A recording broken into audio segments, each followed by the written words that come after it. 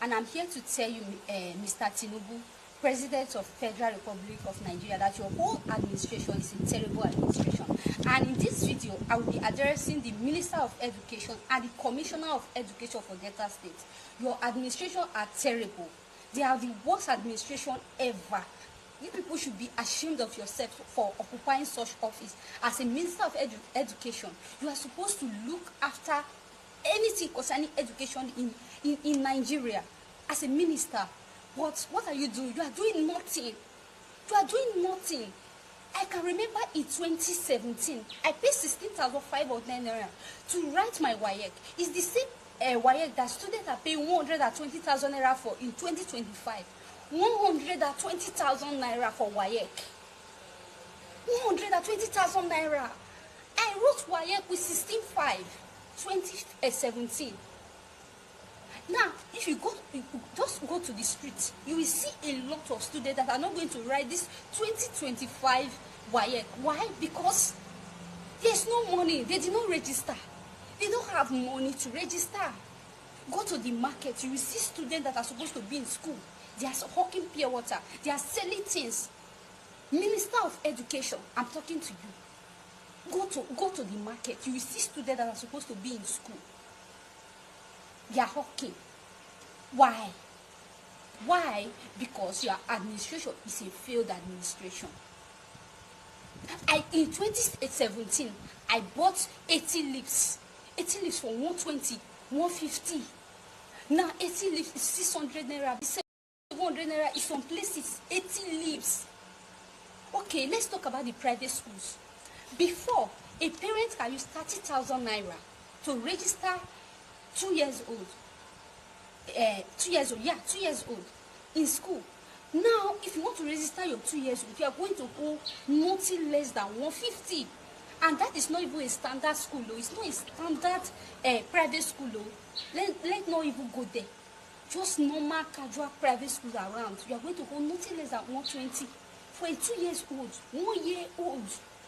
And you are saying your administration is not a failed administration. Minister of Commissioner and Minister of Education, your administration are failed administration, and you people are supposed to be ashamed of yourself. I can remember in 2018 when I was going to Benin to write my post-TME, I paid 600 naira from Warri to Benin. 600 naira. Now, if you want to go to Benin, you spend nothing less than 5,000 naira to go to Benin here. From Warri to Benin, you pay nothing less than 5,000 naira. Minister of Transportation, what are you doing? What is your job? What is your job? Mr. President, your whole administration is terrible. A terrible administration. The worst thing that have ever happened to Nigeria is you, Mr. And I dare you, Nigerian youth, speak your own truth and post it. If it is only Raye, they will be chasing her up and down the place. We should probably even have a day where everybody speaks to their experiences and post it online, and then let's see how many people they are going to go and arrest. Look, this is not about Raye. It's about allowing an atmosphere of fear where people are afraid to express their pains. How do you beat a child and then demand that the child should not cry? How? So Raye is not about Raye. It's about us as a collective. If you have found the capacity to criticize that girl for saying what you know to be the truth, you might quarrel with her language. And I know a lot of people quarrel with my own language as well. But it is not my duty to speak in a language that is pleasant to my oppressor. My oppressor can go do one just because he doesn't like my language. I hope he doesn't like it. When I speak in terms that are provocative, it is deliberate. I want the person who is oppressing me, limiting my capacities in my country, to be angry by my capacity to also speak to the fact of my situation. So if the girl has spoken in a manner that they don't like, let them address the truth of what she has said. To be all these farcical gyrations, she abused the president. How did she? He's a terrible president. Is that a lie? How much more terrible does the president have to be before we say he's terrible? He is terrible. The quality of life has been eroded for everybody, from the lowest to the highest. The only people who are having anything good in Nigeria today are essentially people who have been offered one toll gate or the other from which to be feeding fat on the Nigerian people, or they have direct access to the public purse. So if a youth corper who is feeling the pinch of life in Lagos speaks to that fact, how does that become an offense? We have become... The painful thing is that what is important is abandoned, ignored, and then we are chasing shadows. You don't like the way the girl said the truth that she has said. Many Nigerians actually admire your courage, but fear government's retaliation, as they're saying. Fear. What will you say to young Nigerians who want to fight injustice, but are afraid, sir? See, the first thing you do if you want to fight injustice, speak. What Raye has done is to speak. You might not like the way she has spoken her truth. Speak it the way you feel it should be spoken. But do not take away a person's capacity to speak to the fact of their reality. Yorubas will say that the inability to speak to your pains is the beginning of your ruination. The girl spoke to her reality. If more Nigerians will speak to their reality, maybe they will be so uncomfortable they might even begin to do the right things.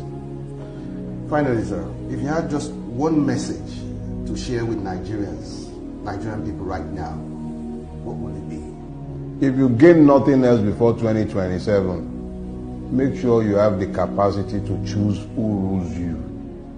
Because these ones that you are not choosing, they are ruining you. Look at what they are doing in Rivers. He offers you an example. And the fact that Yakubu Mahmood is still in office is a slap on every Nigerian. That guy should be out of that place, and we should be focused on electoral reform. That's the only thing I would love them to hear. Mr. Dele Farotimi, thank you so much for the insight. Pleasure is all mine. Thank you very much.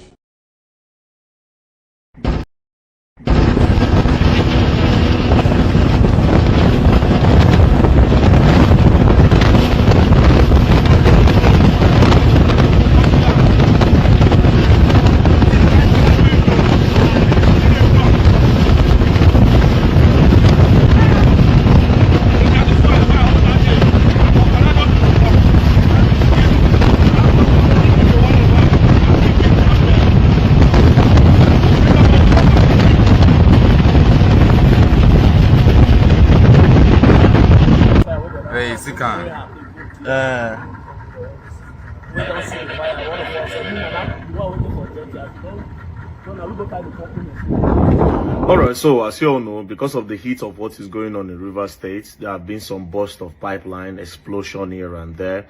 Now, I have my suspicions as to the people that are responsible for these things. Suspicions. But then again, I just feel the need to say this to all our youth in the Niger Delta region.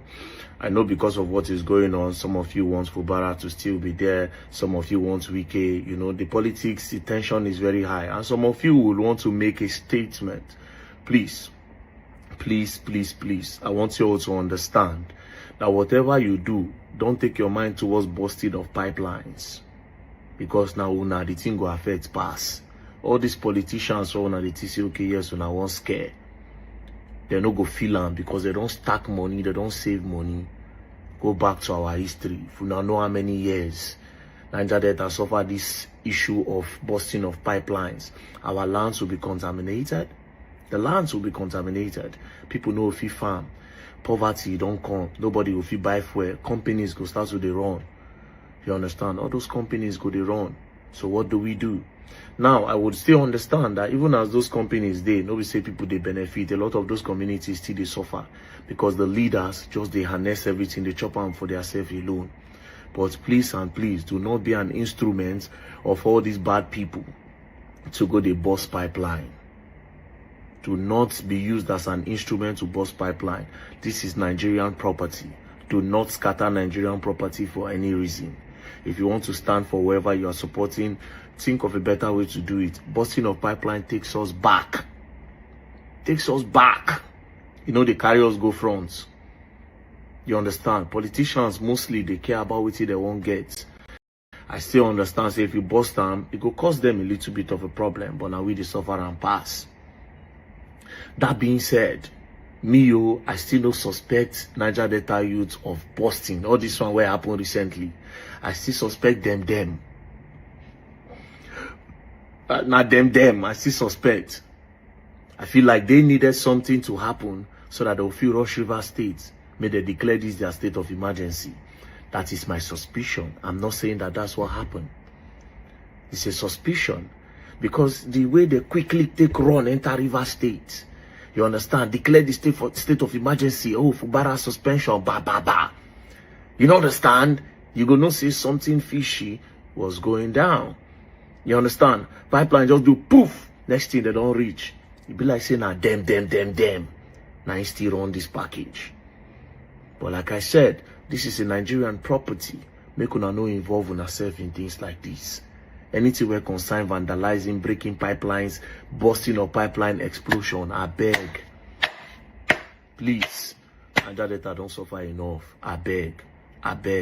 Need I remind you, that oil from that place, now in the survival of us for this country. Nigeria no get any other thing where they give them money.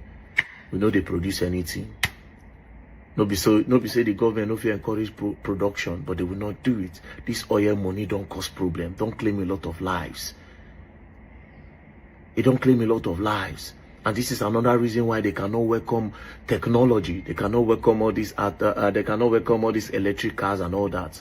Because the oil money too big. So they don't want anything that will make that oil money stop coming. So all these politicians, they will do anything for that oil. Understand? Now they survive the whole country. So why did they say you won't make statements to politicians? It will also affect us. And now we be the ants in the scheme of things. We are the ants in the scheme of things.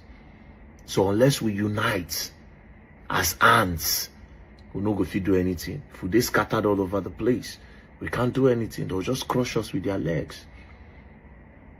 Do not scatter or pull yourself, get involved in anything that has to do with exploding of the pipelines. Please, and please. Thank you very much. We really need to call state of emergency for port, for belle, not be for people when they do their stomach infrastructure behavior. Beans, 2 rubber, 9,000. See, Gary, when they want to drink, 6,000. Oh yeah, not there, things not there. We need state of emergency for all belle because the government, they affect everything. Firewood, high person they cook, even the dear firewood we are buying now. 4,000 naira now just put now. We need state of emergency. Make mothers come and not they carry your people for front. Mothers, no, they go market on us support stay front. Make government hear our voice. Una go use my phone, take screenshot close one and not go so for 10 years. Even everything they affect government. In a room, you know the function. No lights. I want a function. Person they stagnant. If this issue had to do with breach of security in whatever form, the question that should naturally be asked, who controls the police, the military, and the DSS, the governor or the president? Now, ladies and gentlemen, our demand and call to action. Number 1, immediate reversal. We call on President Bola Ahmed Tinubu to immediately revoke this unconstitutional proclamation and reinstate the elected governor, deputy governor, and state assembly of Rivers State.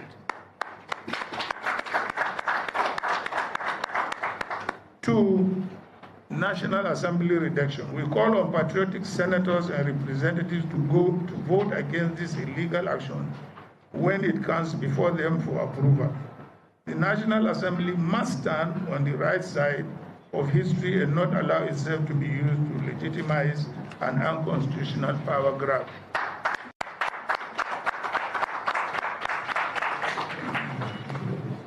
Three, judicial intervention. We urge the judiciary to act swiftly in striking down this proclamation, as it sets a dangerous precedent that could be used to arbitrarily remove any governor in the future. I am very happy to read the ruling of a judge in Rivers State, which directed a status quo. Number 4, Nigerians must defend democracy.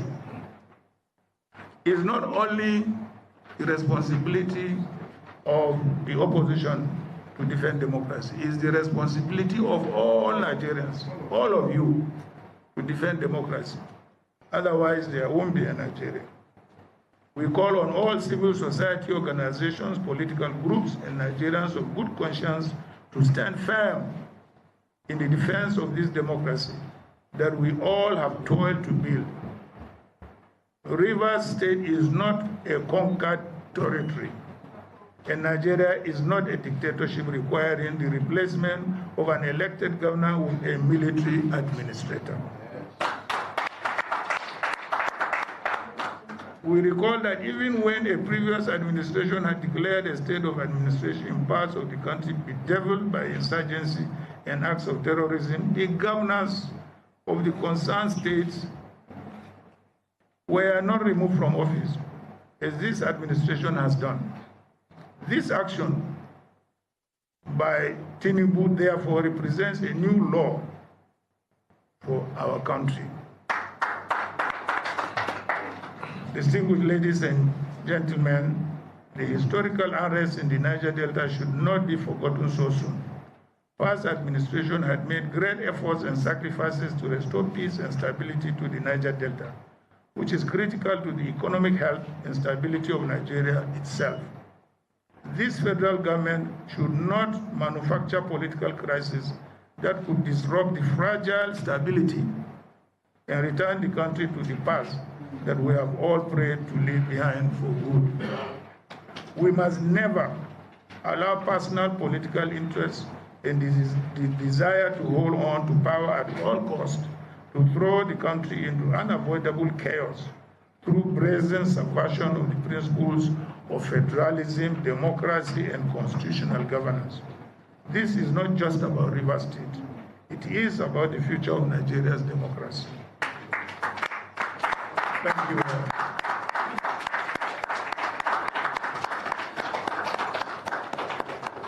We have a panel of representatives, and we welcome any question. Thank you very much indeed. President is at liberty to lift this suspension. Is that what you are saying? Okay, please can we get somebody to second? Honorable Miriam. Thank you, Your Excellency, Mr. Speaker, distinguished honorable colleagues. My name is Right Honorable Miriam Odinaka Onoha. I represent Isi Alambano, Onimo, Okigwe Federal Constituency. I am from Imo State. This morning I rise to second this motion as moved by my brother Ali Jesse, that this House do support the proclamation in view that it could be reviewed shorter than the 6-month period when the two parties come to table, whether it's tomorrow or even earlier than that. I so second, Mr. Speaker. Thank you. Those in support of this request should say aye. Those against should say nay. That is have it. Any more contributions? Any more contributions? So we put the question. Are we ready for the question? Are we ready?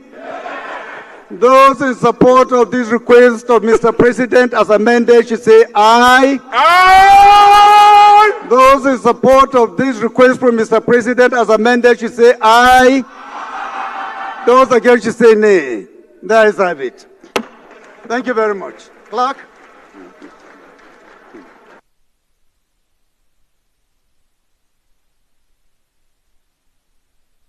If we argue, it won't be good for any of us. We are all distinguished people. You are a former governor, I'm a former governor. Let us, please, off the mic, sit down. Please be seated. I watched you on television, and you said no matter what the Senate does, the Senate will never go with you. The Senate will not go with you. You said no matter what this Senate does, the Senate will not have your vote on anything the Senate does. That's what you said on television. I don't know, but I'm saying that if you have already made up your mind to go and talk on television when the Senate has not even considered any issue, I want to let you know. To me, please. I'm not arguing with you. I'm only saying, please allow me to preside. Allow me to preside. Make my point. Stand up and make a point.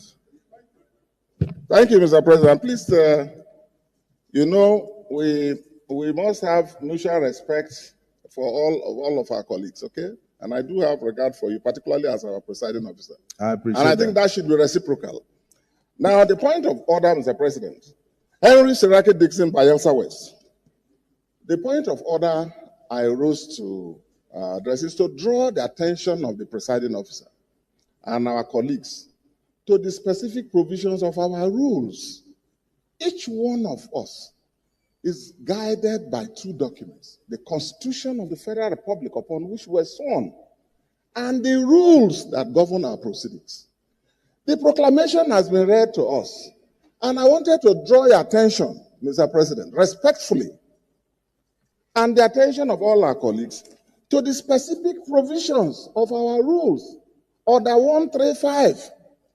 The framers of this are very exhaustive. Once you say state of emergency declaration, there is a procedure. Can you read 135? Let me read it. Say, look, 133. When the President of the Federal Republic of Nigeria, by instrument published in the Gazette of the Government of the Federation, issues a proclamation of a state of emergency in the Federation or of any part thereof, he shall immediately after the publication, A, B, C, D. Now, since you have read it, now let me go to 135. The President shall, in a closed session, brief the Senate on the circumstances of the proclamation of a state of emergency. Your point of order is upheld. Thank you. So let's go to the closed session. Please, he was about to move the motion for a closed session. Thank you, sir. In line with our rules. The rule is embedded in the heart of the Senate leader. He was about to move that motion for us to go to closed session. Yes. When you raise it, but I'm happy that you are reading your rules. So your point of order is happily upheld. Yes, Leader of the Senate. Mr. President, very distinguished colleagues, I really wish distinguished Senator Siraki Dixon had allowed me, to follow. And in the first instance, I came under Order 1B of our rules, which gives us power to regulate our procedure. And so the first task was for me to let our colleagues know that we're going to be changing the items as arranged on the other paper. On the other paper. Yes, sir. So the next thing, of course, was for me Senator, did you hear that? He said that he came under Order 1B. Yes. To request the Senate to grant him approval to reorder the items on the other paper. And then thereafter, he was about to proceed to the next stage, which was to move a motion for us to go into a closed session. Pursuant to Order 135 of our rules. Too much. You can never. It's better to err on the part of surplusage. That's why I'm happy that you also read your rules. So again, let me say I'm happy that most distinguished Senator Siraki Dixon is very familiar, with the rules, and like every one of us. That Raising the point of order. Yes, Honorable. The Honorable Speaker, my distinguished colleagues, my name is Honorable Obi Agocha. I represent the great people of Iguano, whom I had South Federal Constituency. Mr. Speaker, since the President's letter concerns proclamation, Mr. Speaker, the constitutional procedures that must be followed as enshrined in Section 305, subsection 6B, that says for us to consider this President's request that this House must have two-thirds of members present. Mr. Speaker, may I please ask? We already have our attendance registers, honorable colleague, and we will rely on that to ensure. Mr. Speaker, this is a constitutional. Yes, we are. Can we do a head count, Mr. Speaker? That we is not. Ascertain that we have a quorum. Yes. We ascertain that we have. Yes, yes. Our attendance register will guide us accordingly, honorable. Please. Sir? Our attendance registers will guide us accordingly. Members are still signing, and at the end of the day, we'll take attendance. Mr. Speaker, can that be made available now for the members to know whether we have formed a quorum? Whether we have formed a quorum, Mr. Speaker, as enshrined in the Constitution, Mr. Speaker, so that our deliberations are not going to be deliberations based on illegality. It is noted, honorable. Please, you can sit down. Sit down, please. Your point of order is noted. Please sit down.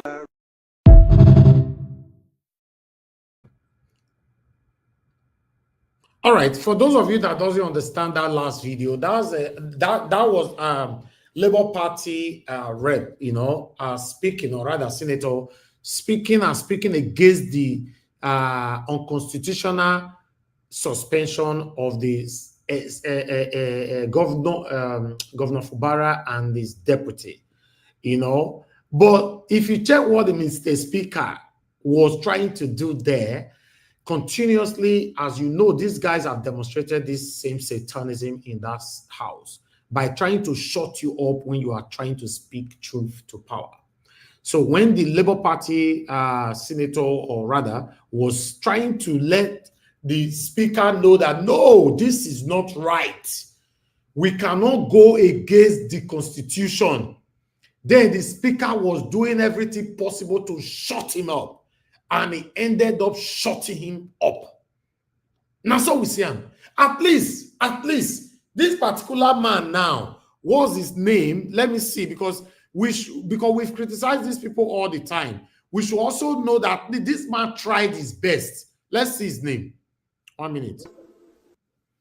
Yes, Honorable. His name is called Honorable. Let me see. President's letter. Honorable Obi. I can't see the other name right there. The House member representing Ikuano, Umuahia, North South Federal Constituency, demanding a head count to confirm the presence of the 2/3 majority of the House of. However, then they stop him continuously. They don't want him to speak. Now, so we see, and we don't see him like that most times. And you also saw the other man that wanted to speak earlier on, where Akpabio was trying to shut him up as well.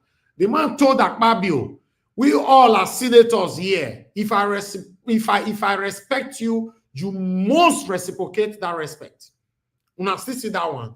Make una not worry. And now more youths are coming out, speaking truth to power, telling Tinubu that he's a terrible president. You and I know that Tinubu is a terrible president. If guys don't take you, or if I'm not mistaken, for me as a young man, Tinubu is the worst president I have seen in the history of Nigeria. I not say since I was born, I know what they do for life. Tinubu is the worst president I have seen. As I talk to Naso, we are almost going to 2 weeks now. No lights. Not be transformer spoil. In case you know, not be transformer spoil. No lights. They blink on yesterday for 15, maybe 10 minutes or so. I know every day else. Now my security man tell me, say they bring the light to, I said, okay, thank God. He said, but now late 15 minutes now it last. So I was hopeful. Okay, they will bring and come back. Till now, since that 15 minutes where they give us yesterday, till now, no lights. Almost 2 weeks now. We are driving to 2 weeks. No lights. At the moment now, Nigeria is like a building built with no roof. You know what that means? It means that there's no single security in Nigeria right now. So everybody, you're on your own. Nothing is protecting you at this particular moment. Everybody bear your father's name. Now everybody they face right now in Nigeria. It's terrible. The country is terrible right now. You need to have a double mind or a double heart or crossed mind, anyhow you want to call them, for you to be in this country. If you know, so you not get all those kind of crossed mind, no, you'll come if they listen to me from abroad. You're dead there, they watch us from here. We decide here. I love my country. I want my country to work. I decide here. I did here. I'm not going anywhere. I did here. It's terrible. It's terrible. And I want more youth to come out and speak through social media. Maybe one day they will engage the streets. We'll continue to speak truth to power. Yes, you will listen to me now and say, oh, no, not talk, oh, they fear. Yes, many people in that category, many of them have died already. Many people said they don't want to talk so that they not die. Many of them have died through other means that they never wanted to address. It's crazy. It's really, really crazy. My presentation never finished. So now you bear with me. Let's move towards your way. Following up on the declaration of a state of emergency in Rivers State, the Attorney General of the Federation and Minister of Justice, Lateef Fagbemi, during a press conference on Wednesday, said the emergency rule declared by the president halted the Rivers House of Assembly's impeachment proceedings against Governor Fubara and his deputy. While speaking to journalists at the State House in Abuja, the AGF insisted that the president acted within the ambit of the law. Don't forget, I think yesterday there was a notice of impeachment from the House of Assembly. If that impeachment had been allowed to take its full course, then the governor would have lost entirely and completely. So in a way, if you say it's a compromise, I will agree that instead of allowing the impeachment process to continue, and which in the end would have seen both the governor and the deputy governor out of office and mean out for the entirety of the 4-year term, with the remainder of what we have, I am certain that the president has acted timeously after giving them enough rope. When you talk of state of emergency, it's an extraordinary situation. Normally, you allow the legislature, the executive, and the judiciary to continue to function. But like I said, Section 308 envisaged that there might be situations in which extraordinary matters or events will come up, which will require suspending the normal rights or privileges of those who are involved. Things are not working in Rivers. So the justification is those who brought this to be, who caused this, must be shown in clear terms that you don't do it and get away with it. There must be consequences for our action. There must be consequences for our actions. I mean, Dr. Abati, this AGF's press conference has been, analyzed and dissected, and he made a lot of contradicting sentences. I mean, especially this last part, him saying that those who are involved must pay. I mean, leaving out Wike, I mean, did the governor just act by himself? Did he just decide not, to start fighting within his party? I mean, there was a huge factor, which is Governor Wike. But the AGF and Tinubu, none of them mentioned Wike as a factor of the cause of the problem. And then he also went ahead to mention Section 308 in the Constitution, saying that they envisaged that there will be a problem in Rivers State, and that's why, the state of emergency was declared. And I guess the main crux of the issue in this particular video that I highlighted was the fact that he said, the president saved Fubara from impeachment. And I heard your analysis this morning. I mean, that would have been the better way to go. But how did they know that the impeachment process would have caused the governor to leave office? How do they know that? But let me just take one reaction, Dr. Abati. And this is from a video that's been circulating. In the meantime, a clip of Babajide Otitoju, an analyst on Journalists Hangout on TVC, condemning the unconstitutional removal of governors using Section 305 of the 1999 Constitution ahead of President Bola Ahmed Tinubu's declaration of a state of emergency has gone viral. Let's take a look. Based on the 1999 Constitution, you cannot have a state of emergency that will send a governor packing, that will send elected representatives of the people at the state level packing for a period of time. That was an antiquated law. Okay. Nigerians will have challenged Obasanjo that this law does not exist. But he used it in a number of states. Okay. An illegal law was used to send fellowship packing. There is no such thing. And I still hear people say, declare state of emergency. Nobody can declare a state of emergency in Nigeria currently because we now know the law. Although many people don't know. Okay. What the 1999 Constitution precises in the state of emergency is that during that period, you can arrest people for 90 days without trial. It was an illegal law that Obasanjo used and got away with it. But after that, no Nigerian president has tried it. If anybody tries it, that person will fail. It does not exist in our laws anymore.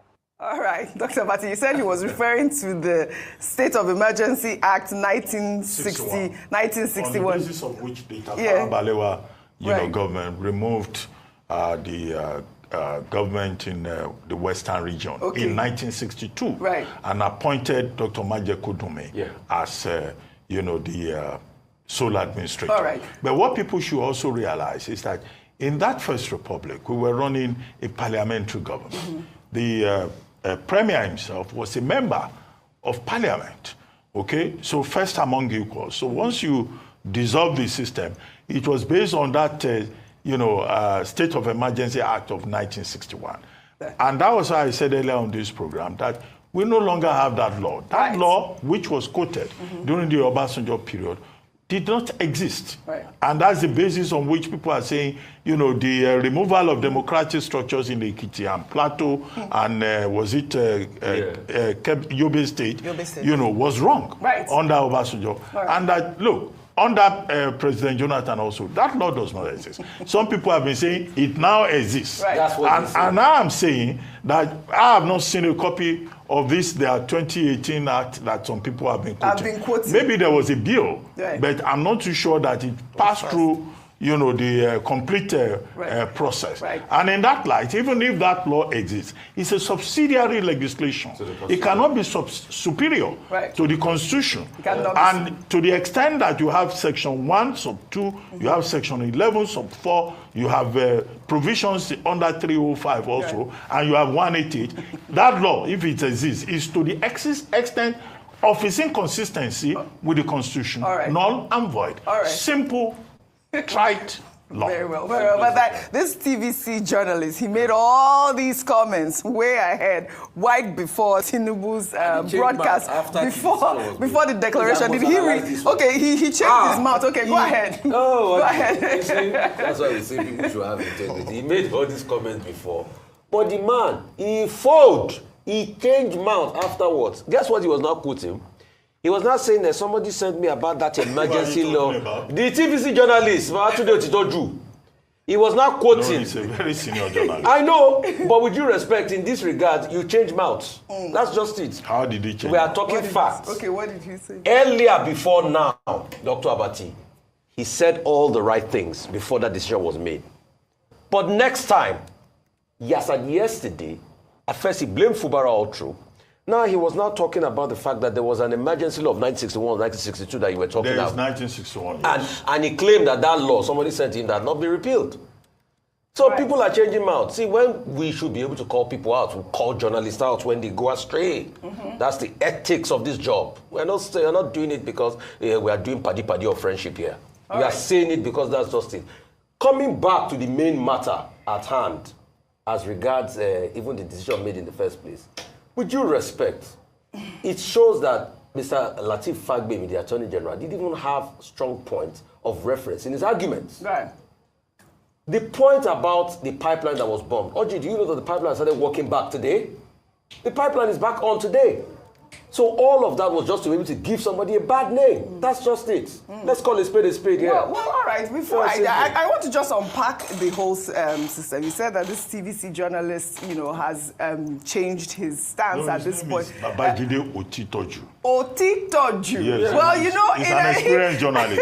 Don't just say TVC journalist. See, I just say TVC journalist because obviously it's easier for me not to pronounce Oti told you, but now you have taught me how to do it.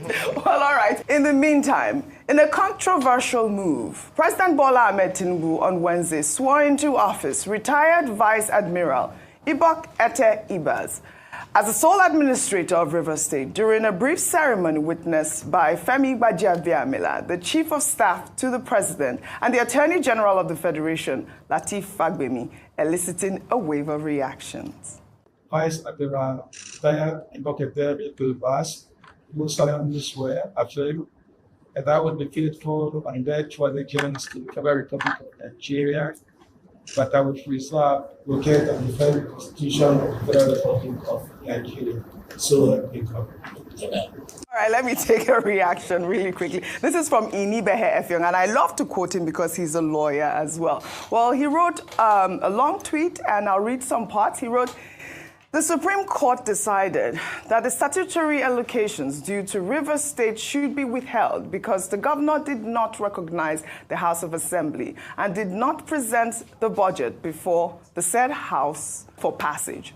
Well, President Tinubu claims that Governor Fubara, who had written to the same House to enable him present the budget, has failed to obey the Supreme Court. The same Tinubu went ahead to appoint a sole administrator after suspending the governor, deputy governor, and the members of the House of Assembly. Now we are reading that the withheld allocations will release to the sole administrator, who is nothing but an impostor, concocted capriciously by the president. How do you reconcile this? If it was right for the allocations to be withheld because there was no House of Assembly due to the governor's refusal to present budget before the House, on what legal, moral, or logical basis are you releasing the same allocations to a sole administrator after suspending the governor and the House? Is the sole administrator a constitutional substitute for the House of Assembly and the governor? Well, in the meantime, drama unfolded in the House of Representatives as two female PDP lawmakers engaged in a heated shouting match over the constitutionality of the president's decision to declare a state of emergency in Rivers State before plenary began. Let's take a look.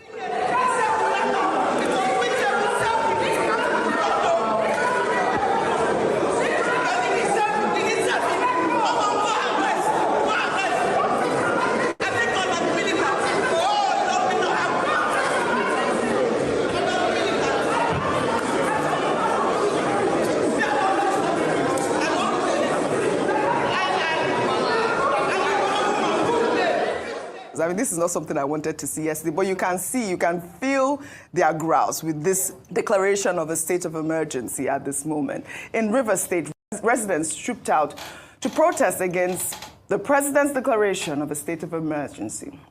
Veteran actress Hilda Dokubo, who is an indigene of the state, described the crisis as a deliberate attempt to destabilize the state. Let's take a look.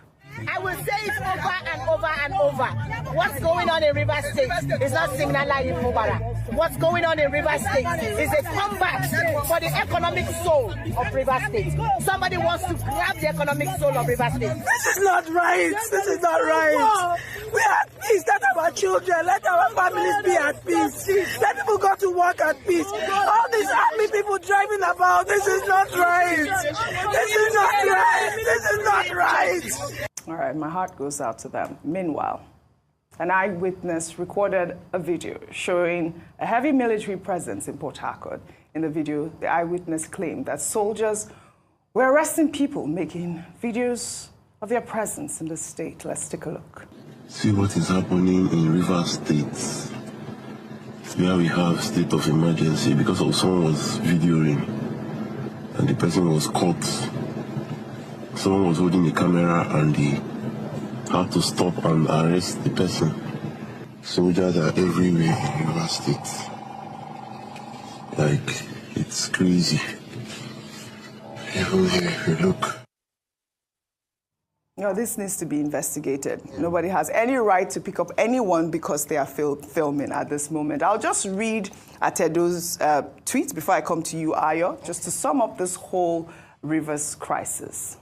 Atedo Peterside wrote on X, On the Rivers State crisis, all eyes are on the National Assembly. A 2/3 majority cannot be achieved via a voice vote. Members voting for or against the resolution to ratify the president's emergency actions must identify themselves and cast their votes individually, because we did see that report that there's, people that they might not even get enough votes to. Yes. Yes, absolutely. Affirm this state of we expressed that earlier today, what Satedo Peter Said said with regards to Nigerians deserve transparency in this matter. It's too contentious, it's a divisive order, and a lot of people want to see the outcome, especially because now all eyes on the National Assembly, who are the ones who are the determining factor in whether or not the suspension will go through, and whether or not they would uphold the Constitution, as in a number of people have said that the directive was unconstitutional. So later today, yesterday was the first day, they were not able to achieve quorum. So later today, they are going to be, debating on that, and then a vote will be passed. What is expected, or what is required constitutionally, is 2/3 majority in both houses, so Senate and the House of Representatives. If you look at the makeup of the House currently, of the National Assembly currently, APC has majority, but not enough majority on its own to form 2/3 to achieve, the passing on to accept the declaration by the president. However, this is where the opposition parties come in. So the PDP, the Labour Party, Youth Party, all those who make up the opposition parties, this is where they come in, and whether or not they will vote in favor of the president or not. We saw what played out already. The arguments have started in the House of Representatives. There are people for, there are people against. Senator Seraki Dixon was on our platform last night. He had talked about how he was against, he didn't agree with this. So there's even division in the National Assembly. Absolutely. We want to see who is going to vote. There are rumors that there is intel that they are looking to have a voice vote in the National Assembly. We don't want that. Absolutely. Nigerians deserve to see how the people they elected into office are voting on this matter, so we can actually hold to account those who are for and against the upholding of the Constitution and the rule of law, in the nation. Beyond that, I think it's important to mention just about the military presence in Rivers State, that the presidency has said that 10,000 troops were sent to Rivers State to contain vandalism in the state. And don't forget that the sole administrator is also a retired vice admiral. So you will see military presence. At least so far, there's been some sort of peace.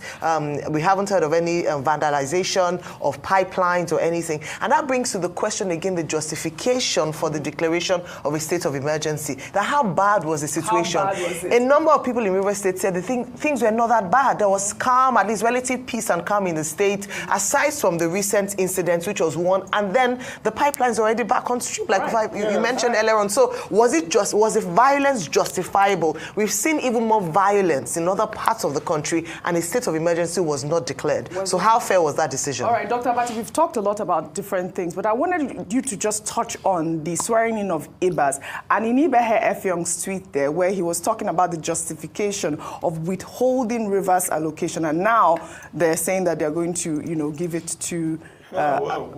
we spoke with Chief Saraibe, Chief Saraibe, and he was saying he too is shocked that the resources of Rivers State that the court had said will not be available to the government of Rivers State is now going to be handed over to a complete stranger who has been appointed sole administrator for 6 months. I think people are legitimately concerned about that. But the bigger issue that we can insist upon is about accountability. Who ensures accountability in this particular case? And who is going to actually run that apparatus now that regulations will be passed down, to Rivers State from the Federal Executive Council. But I think, to sum up all of this is an issue that has generated considerable public interest. Absolutely. It has turned everybody into a lawyer, including roadside mechanics. Everybody now knows Section 308, Section whatever. I think what is important here is that we should test the law. Fubara has been quoted as saying, well, he has accepted the declaration of emergency. If he has some balls, let him go to court because he has the locus. Let the matter go all the way to the Supreme Court. let the Supreme Court interpret the law fully so that it's not that everybody is bringing one view, another view. There will be lawyers who will argue from both sides, right? That's why in any case, you have a respondent, you have a defendant. I think there is need for us to test the relevant laws all the way to the Supreme Court. And we hope that we will not have the kind of situation that we had in Plateau State government, I think, Plateau State government versus Attorney General of the Federation, which was decided on the grounds of technicalities.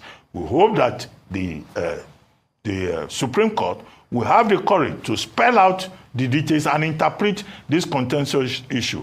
Because you do not know, I think it was the AGF that was referring to, that was saying other states should learn from the example of Rivers.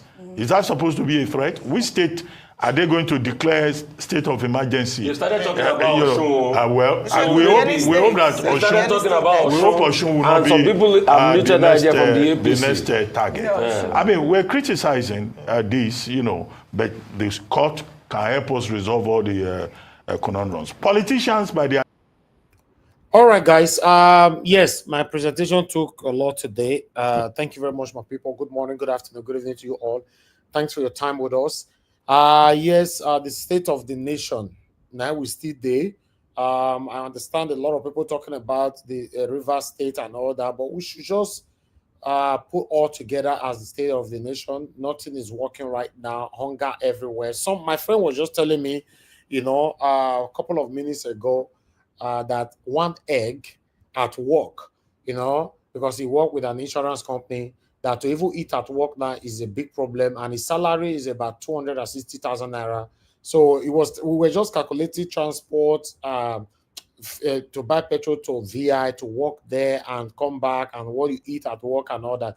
He said, guy, if you're not even a left person, they buy food to eat anymore.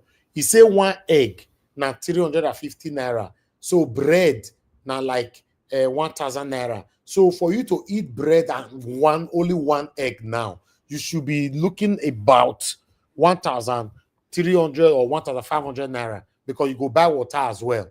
He says, so it's terrible and terrible. He said both the one way things saying they're comfortable and all of that, everybody is suffering right now. It's terrible, my people.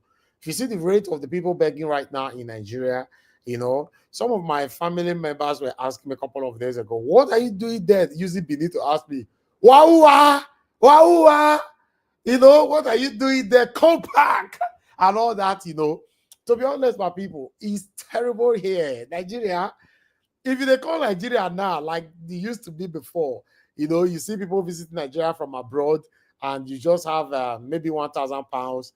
You say, man, you quickly go to Nigeria. Call guy, if you try him again. If you want to come to Nigeria right now to do 2 weeks or 3 weeks, you need to be at least both tickets and everything, your stay, except you have your own house, you're going to stay. But if you're including hotel and all that together, you should be looking at least 4,000 pounds. 4,000 pounds to visit Nigeria, all inclusive, for that 2 weeks. I'm telling you, it's terrible. Good morning, good afternoon, good evening to every one of you, my wonderful people, mother of all mommy diaspora. Thank you very much, mommy, for all that you do. I appreciate you always. Good evening to you. Thank you for being there all the time. Thank you very much, Abo Azi. I appreciate you, Mr. Johnson, the Mandra, Madam Bella, Naomi. It's good to hear from you. Good evening to you, ma. Timmy Dibe, Kingston Geraki. God bless you all. Agio, Deborah, Stella Afini.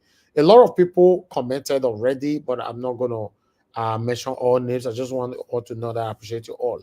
Peggy Modi, thank you very much. I appreciate you. Mobile Freedom, I appreciate you. Abomi Eda, I can see you as well. Thank you, Pius Moye. Thank you. BTV Nigeria. Oh, after 78 years, with a year from BTV Nigeria today. Wow. Good to hear from you, my brother. Good evening to you, Don Anthony, and many more. I want to appreciate those of you that have already super chatted me. I'd like to start with Blessed Lady. Blessed Lady, thank you very much for the super chat with your text. Mr. Elvis, you shall not labor in vain in Jesus' name. Amen. A big amen to that. I've already said a big amen to that. Thank you so much for always encouraging with your wonderful text. Thank you so much. Blessed Lady is one of the few on the comment section there, even though without super chat, you see their comment is so encouraging. I want to say I appreciate you all that is part of this category. Thank you very much, my brother Olumide. It's been a while, Olumide Akiwumi. Where you did since? I don't miss you, Taya. In fact, we miss your submission. Be like say this matter what you're there, so you just leave us for his side. Make we the suffer with the way Tinubu they oppress us. So, he said Elvis, my pale. I don't. He don't tell. Now, pitch you write this one. Not too easy like that to read though. You don't tell.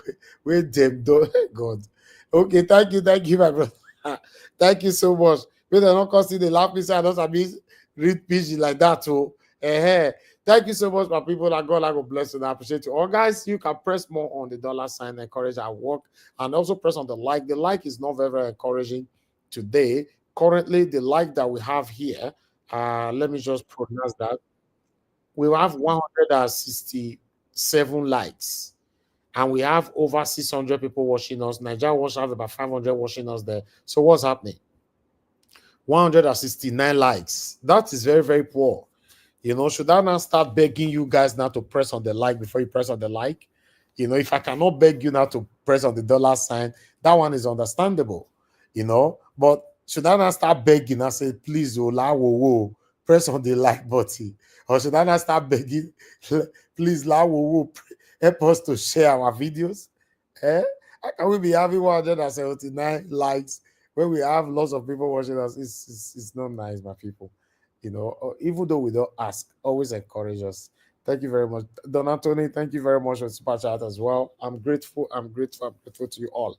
All right, my people, for those of you that want to join the panel, you can start coming in right now. I guess I posted out a link already, but I'm just going to repost again because sometimes we forget these things if we have already posted. But I've just reposted a link right now. But let's see if anybody's going to call in straight away so that we can pick some calls and take it from here. We already have people on the backstage joining us now. But for those of you that want to call in, two people were calling in earlier on while I was giving my presentation. Then this is the best time for you to call in. Okay, we have Madam Origin calling in right now. Thank you very much, man, for calling in. I can see you all on the backstage already. Madam Ife is with us, and the Black Panther, I can see you on the backstage. I'll bring you in shortly. But meanwhile, let me listen to what Madam Origin have to say. Madam Origin, thank you very much, man. Good evening to you. Please talk to us. Hello, Mr. Niger Watch. How are you? I'm very fine, man. Good evening to you. Thank you very much, man. Please talk to us. I put you in a spot when I asked you that question. I know the answer. We are not fine. I know where we want it to be. It is a small group of people. Now it's becoming very clear. I greet Mommy Diaspora. Mommy, thank you so much for giving us this your son. It's one of the credible ones. And I thank all the ninjas. Madam Rita, we can see you. Go ahead, man. I thank our commenters. I thank everyone that come out here. And in case you are Mr. Niger Watch, say please like and share. It's very important. In case you are new, I want to say something very quickly. You see, there was a time, Mr. Niger Watch, this is about your consistency and your resilience, how you've been here, for the last 2 years now, every single day. And I'm saying this because someone was like, I now hear people saying all over the place, please, everybody come and air your view, come and, vent, come and say it as is. Let us hear your take on what is going on. And there is someone that has been here for the last 2 years, every single day. And I thank you, Mr. Niger Watch, for this. Quickly, a recap. When it was shelling and everywhere was hot, when I started with CJN Ariwala, when he knew very clearly, he knew they saw that they were doing criminal acts. And he said it himself. He said, if the judiciary fails, which he knew they have failed, and that means he declared there is no country. He said there will be no country called Nigeria. Our beloved Dr. Dati Baba Ahmed said, swearing in Tinubu May 29th is cancelling democracy, which of course we know they've been doing kuru-kere, but that was an obvious illegal cancelling of democracy. And His Excellency, Mr. Peter Gregory Obi did the whole Nigerians and speaking to every Nigerian. And he took us to expose, to open our eyes in case we do not know that we are sitting and we have been smelling and eating, breathing evil. That the judiciary has nothing. They have no credibility. They have no honor. They are grossly incompetent. When he presented the PET and the Supreme Court, and they all messed up. Today, we are looking at a Fubara going through his own. And I say this to say to everyone, you see, when we talk about Fubara, we are talking about because whatever he was doing was on the side to see how Rivers people can hold their money. And today it is being snatched from them. Mr. Niger, what I sent you a clip. As soon, 5 days ago, it was noted that the chief judge of Rivers State rejected a house in US and London and rejected 5 billion naira to sign Fubara's impeachment. When he refused, they now went and cooked up VDM and Mr. What's his name? This is our beloved brother that is on our right. Rufai, not L. Rufai.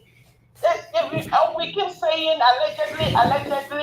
I don't know when we can come out boldly and say we have these criminals that have sat on 200 million people and destroying lives every day. They say this is, as we are speaking, the fire that made them to do the cook-up setup of state of emergency. The fire has died down. Hello? 25,000 bribery to senators and co. And we talk about all of this. What I'm preaching and I'm screaming to every Nigerian is to know that we are sitting on a destructive people. These are not leaders. We do not have a government. We do not have legislature. We do not have judiciary. So what do we have? We have people that are criminally minded, megalomaniacs and kleptomaniacs. Now there is this Bonnie and Clyde that has gone to River State, and they are cooking up more states. They are going to emasculate. So the question is, when and how are we going to, liberate ourselves from this evil? As we are speaking, this country is a CPC, country of personal interest. And they said 90% of persecution of Christians is in Nigeria. As we speak right now, in the last 2-3 days, Benue State is on fire. Elimination of lives, including soldiers, include all kinds of mayhem. So if you think that this is a joke, it's no longer a joke. Thank you. Everybody, 200 million people can do something, and we get out of this evil. I don't care. You know, sometimes and this is where I insist. Nigeria is not normal. So nobody should think normal. Thank and you. Begin to tell us to line up and wait for 2027. And wait for politicians. Okay. Some of them are shining charmers. Thank you, Some ma'am. of them are echoes. Some of them are We need- whatever we need- they are all politicians. we need to cannot go trust them. now. We need to figure out how to get out of this. Thank you. Did you say I should stop? Yes, since 78 years now, not the shout since. Thank you, Are ma'am. you kidding? Okay, sorry, I didn't even hear you. Thank you, ma. Thank you so much. Okay, stop it there. Thank you. Thank you, ma, for your kind words earlier on. God bless you. All right, let me take another call quickly. Just check your private chat. If Okay. ASAP, very urgent. Okay. All right, let me take this call quickly while we do that.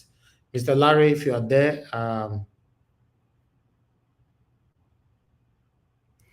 okay, thank you, sir. Good evening to you, Mr. Larry. Please talk to us, sir. Hello, good evening, Mr. Elvis. Thank you for everything that you do. Thank you, sir. And good evening to everybody who can hear the sound of my voice. Mr. Elvis, I've never asked for you to give me time, but I will need time to shed a bit of light into what I'm about to dive into. As I normally call here often, and I thank you for opening this platform to call-ins. I'm a professional. I'm a structural engineer. I've been in the offshore industry for a couple of decades now. I have engaged in multi-billion-dollar contracts. I've been at the forefront of design principle for offshore structures. I specialize also in platform design, integrity, and pipeline design. And the reason why I have to lean with that is because what is being discussed, there is a political angle with what is being discussed, and there's also a technical angle with what is being discussed. And in light of new information, it is always worthwhile for one to reassess one's position. I messaged you in the past a couple of days ago when this incident happened, and I suggested that it is my own gut feeling that there is an element of self-sabotage, and that was a pretext the government needed to send the army in. That was what my position was. And upon hearing the fact that the so-called pipeline has been restored to full working order, I've had to reassess my position. Mr. Elvis, you are in the media space, and there are some things that would be said in the media. You, with your experience and with your background, you can easily differentiate between what is absolute garbage, what is nonsense, and what is reality. The reason why I'm saying that is I have designed pipelines, I have designed structures. I understand the flow rate going through the pipelines. I understand the level of degradation in the pipeline. I have an understanding of the pressure systems, the pressure containment, the location of pressure shutdown valves, and technical things like that. For you to have an explosion of that magnitude and seeing the level of entrainment of the plume in the atmosphere, and for all of that to be rectified within the space of 24 to 36 hours, that is not possible. I don't care if the specialists that have come to perform the remedial works are coming from Mars. It is just not possible. So the question we really need to be asking is that, was there actually a pipeline explosion, or was this contrived? Was this a controlled explosion of some sort? Was it basically a reservoir had been set aside, and they literally lit it up to have this optics of fire and engulfing the whole area? Because it's not possible to conduct the remedial works in such short period. We are not talking about, for anybody who's having problems understanding what I'm saying, Mr. Elvis, imagine a house is on fire and the house burns down. And then 3 days later, the house is built back. Let's say it's a five-bedroom duplex built back in 4 days. It doesn't make any sense. So, all right. I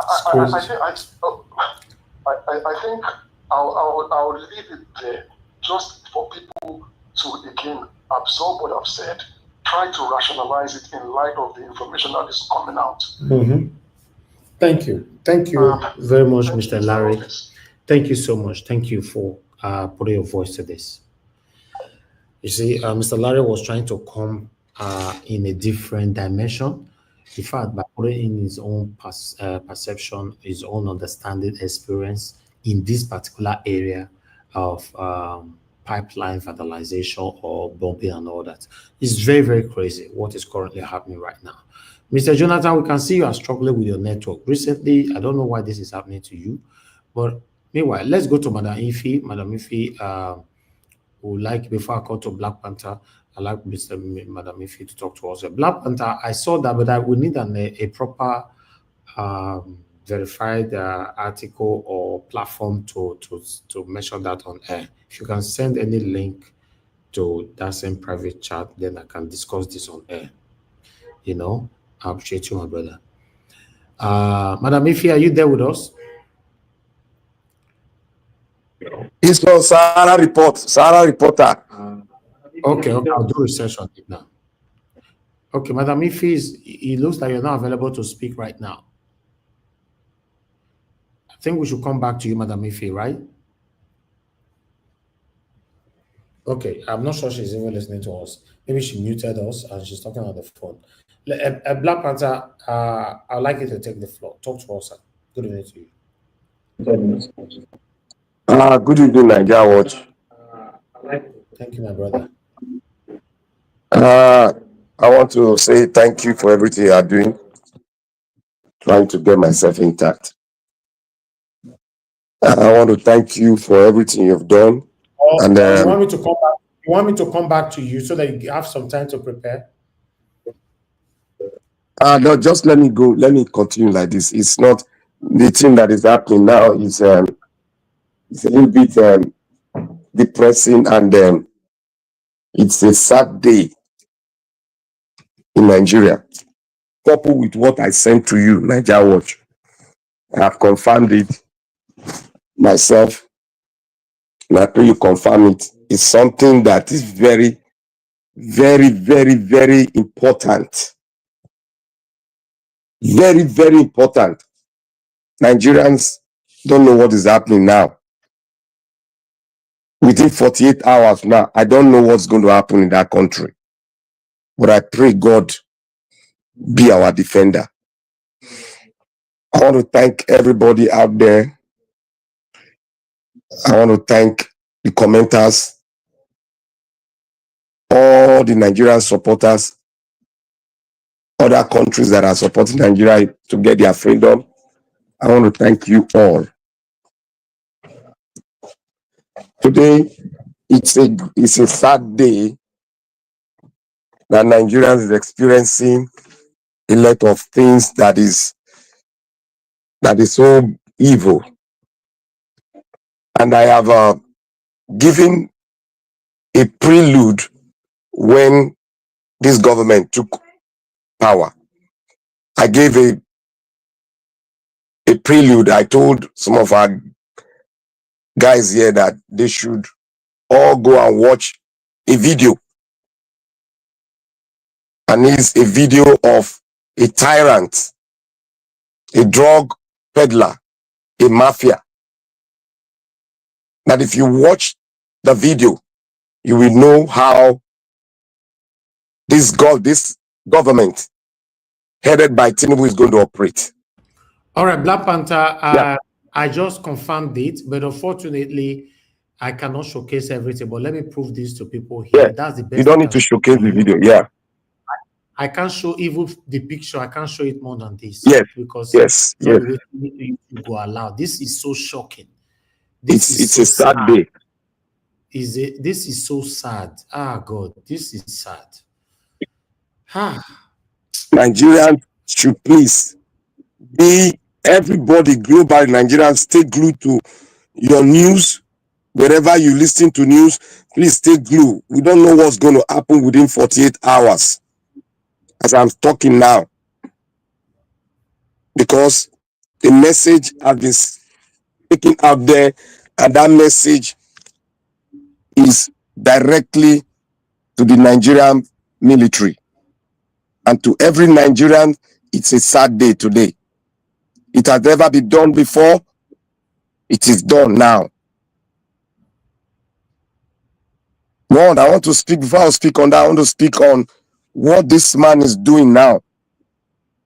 The aberration we have in Aso Rock, what he's doing now. He's trying to subvert everything in Nigeria into his pocket, and he has done it. He has pre-planned everything. He has organized it like a mafia does it.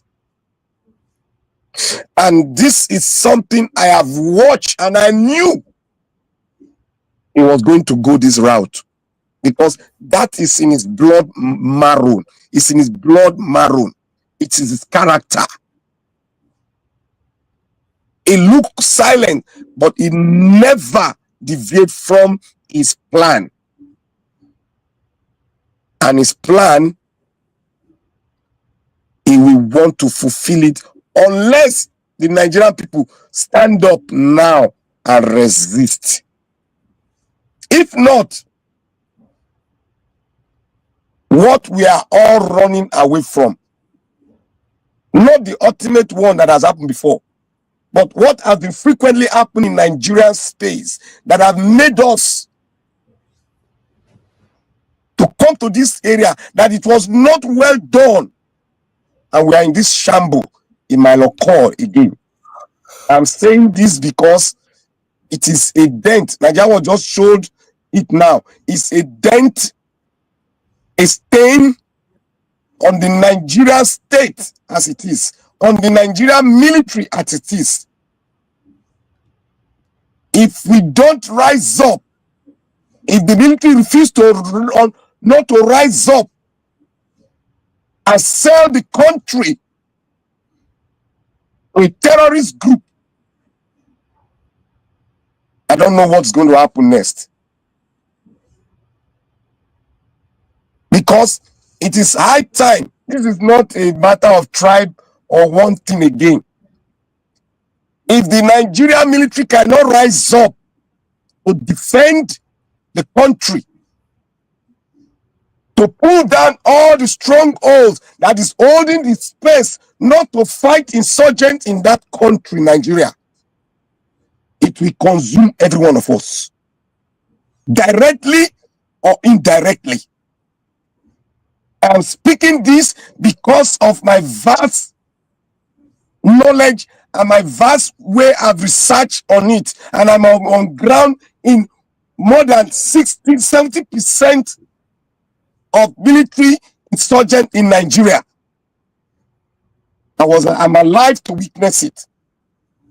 And if the military does not rise up to defend integrity, to defend the space of the Nigerian territory, it will not end well. What this man is doing, what the last caller just said, he used a wisdom to say it. My brother, you are saying the exact truth.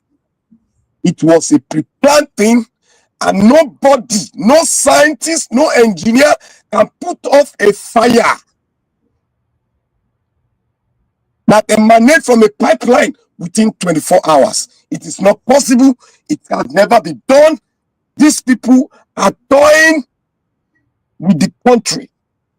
And a man that does not have true knowledge of what is going on in Nigeria will tell you that Nigeria has been sold.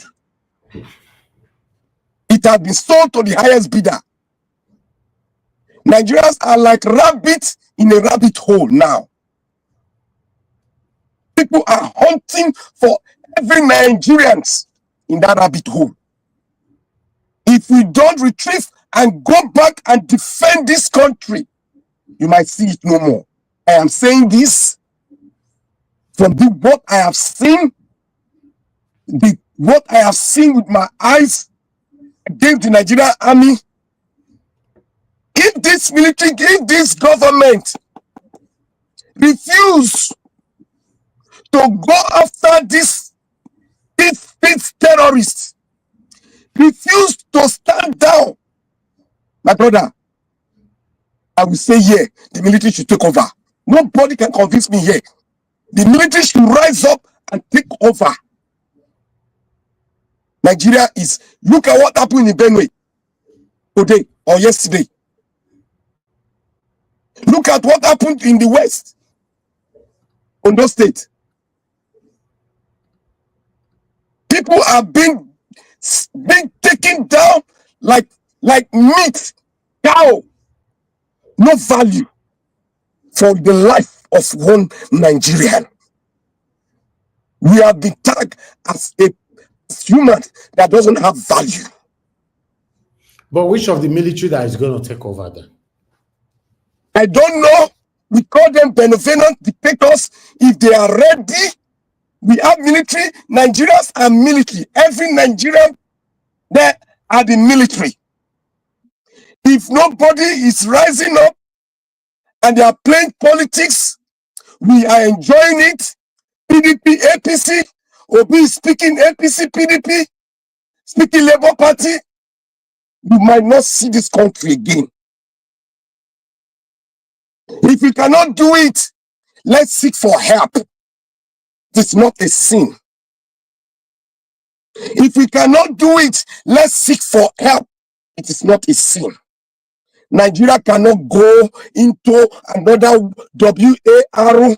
No country, no neighbor can accept just 2 million people. If we cannot do it now, no matter what anybody come here to speak today, if we cannot do it now, just forget about and just relax and wait for anything to happen. And when it happens, I believe all of us know it will affect all of us. We all cry that we've never cried before. I believe every one of us love this country. What I saw today, I've never been done, and I've never seen it. This is my first time to see a sovereign nation. 3 military men were lined up. Average age is not up to 38. They were lined up and they were going down. It is not a joke anymore. All this politicking should stop. If Tinubu cannot safeguard the nation, Tinubu should resign. I said it here today. I will call for a resignation. And that is my aim and objective. Hashtag Tinubu should resign. I don't care whether it's a Yoruba man. I don't care whether it's an Hausa man. Tinubu should resign. And if the National House of Assembly cannot do it, Nigerians, rise up and call all your senators and all your House of Representatives. Call them back home. Let us start it. Call all of them back home. Thank you. It's not time for joke. It's time for us to take it and take it by force. Thank you. That's a wonderful submission from you, Black Panther. Yes, Senate. Get the name right. Yes, Senate can never go against Tinubu's decision or will. Yes, Senate will always support Tinubu, according to what you can see right there on the screen. Akpabio-Led Senate approved Tinubu's unconstitutional state of emergency and the suspension of Fubara-Led government. So the yes Senate, we're supposed to be there to do the right thing, to put the government, most especially the president, under pressure to do the right thing. The yes Senate, as they have succumbed to the will, rather the satanic will of the president. It's very unfortunate. Then when you are calling for the military, it's very unfortunate, my brother. I'm not too sure which of the military you are calling. Maybe you are calling from the Ivory Coast military, because as far as I'm concerned, the last time I checked, you are calling Nigerian military, they are loyal to the president 100%. In fact, if I'll just leave my submission, my trigger, I'll leave it. I'll just leave it. Okay, Madam Ife is still talking on the phone. Madam Ife, it looks like you now talk for phone today. You know, you muted us out, then you're talking on the phone. Okay, let's go with Madam Rita. Madam Rita, it's good to have you on the show. Good evening to you. Please talk to us. Yeah, thank you, Mr. Elvis. Yeah, it's a very sad day. Good afternoon, sir. My lovely mommy, I love you very much.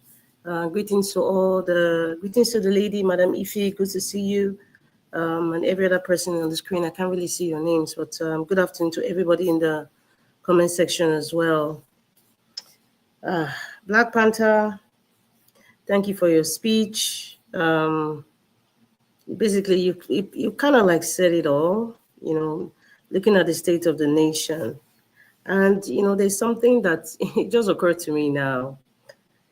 Can we forget about section 1083, subsection 4 and 5? Just forget about it. We're just talking, what I'm hearing so far is just bragadash. You know, both from journalists to analysts to Senate. We're just calling numbers, calling big names, because that's what Nigerians love to hear, you know, but we are not practicing what we are preaching. So let's just stop all this subsection, whatever, because Nigeria as it is not being right. It's not, in fact, it didn't even start with the man from Bodilon. It started like a long time ago. Nigeria is just that, you know, the degree at which there's a lot of impunity and intimidation is now very high. Nigeria has always been run like this, unfortunately. So they should just cut out all those subsection BS. It's totally a waste of time, you know, to start talking about that, because the average Nigerian don't really care about what subsection or what rights, you know, the man for Bodilon has to remove or suspend Fubara. You know, we're not, just forget it. Nigeria is just like rabbits in a rabbit hole, you know, and we are not practicing democracy. We have it in paper, but in the practical, we are not practicing democracy. So what are we talking about? What are we talking about? What are we interpreting subsection for? It's of no use. It's useless. As it is now, it's useless. Because what's going on is that there's no, every institution in Nigeria that you can think would protect the citizens or, you know, uphold the constitution is being controlled by certain entities. So those things that we talk about, the rule of law, the constitution, is just for, let it just be on the papers. We all know that. Take a look at what's going on in the Senate. The bullying, a fellow man bullying even another fellow senator. It's not even talk about the women right now. It's ridiculous. It's just, it's ridiculous. It's very sad.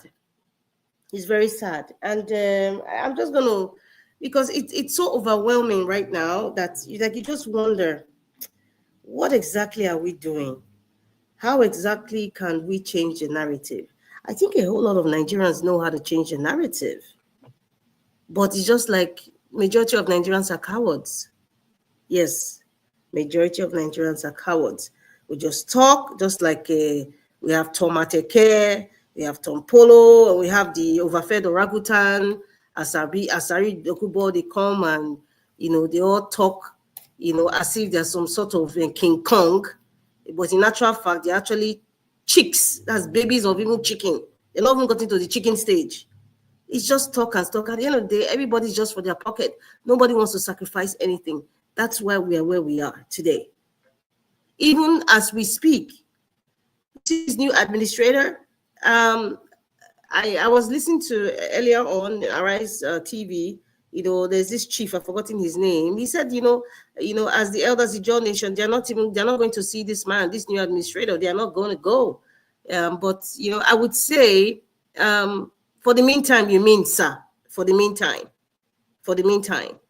because all this talk, by weekend, people are taking fisherman's soup and whatever it is that they take, and they just let things go, because that's how they understand the temperature of Nigerians.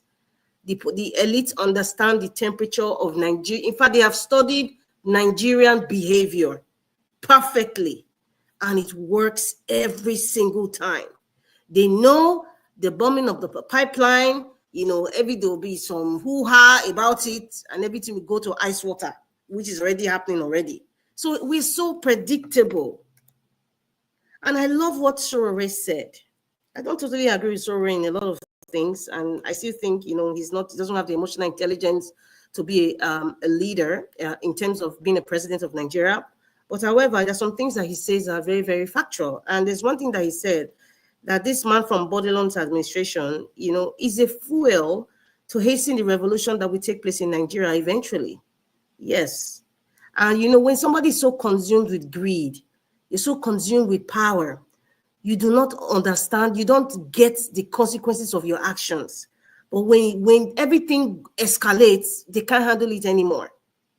It's unfortunate. It's unfortunate. And the so-called religious leaders, they are part and parcel of this. Not only the religious leaders, a majority of the non-state actors also are part and parcel of this. There's something Dr. CM talks about. He talks about intended consequences and non-intended consequences. In this case, these are intended consequences. They already project the consequences of the decisions that they make. They already predict the actions of Nigerians. They already predict the inactions of Nigerians. Listen, these are old pussycats. They've been there for decades. So they understand the temperature. They know how to shake and ruffle the feathers. They know how to calm the storm. They know it so well. You know why? Because there's hunger in the land. Because Nigerians are greedy. They know Nigerians don't give a rat's behind about each other. They know Nigerians are very sentimental when it comes to tribe and religion. Very, very sentimental. So they know the temperature. They understand the behavioral pattern of Nigerians. Not the ones in diaspora. Nigerians. Because that's their jurisdiction. They understand it. And it works every single time. Now, speaking about religious leaders, Mr. Elvis, you played a video of that young, eloquent lady who was talking about redeemed, being in the corridors of power. I had a little bit of, I would not even say squabble, but, I got to a point where I was just like, it was on social media, and there was a guy who was speaking, about why he didn't want to be a pastor as a young boy, because he had some sort of PTSD from how his father, who was a pastor, was treated by the church.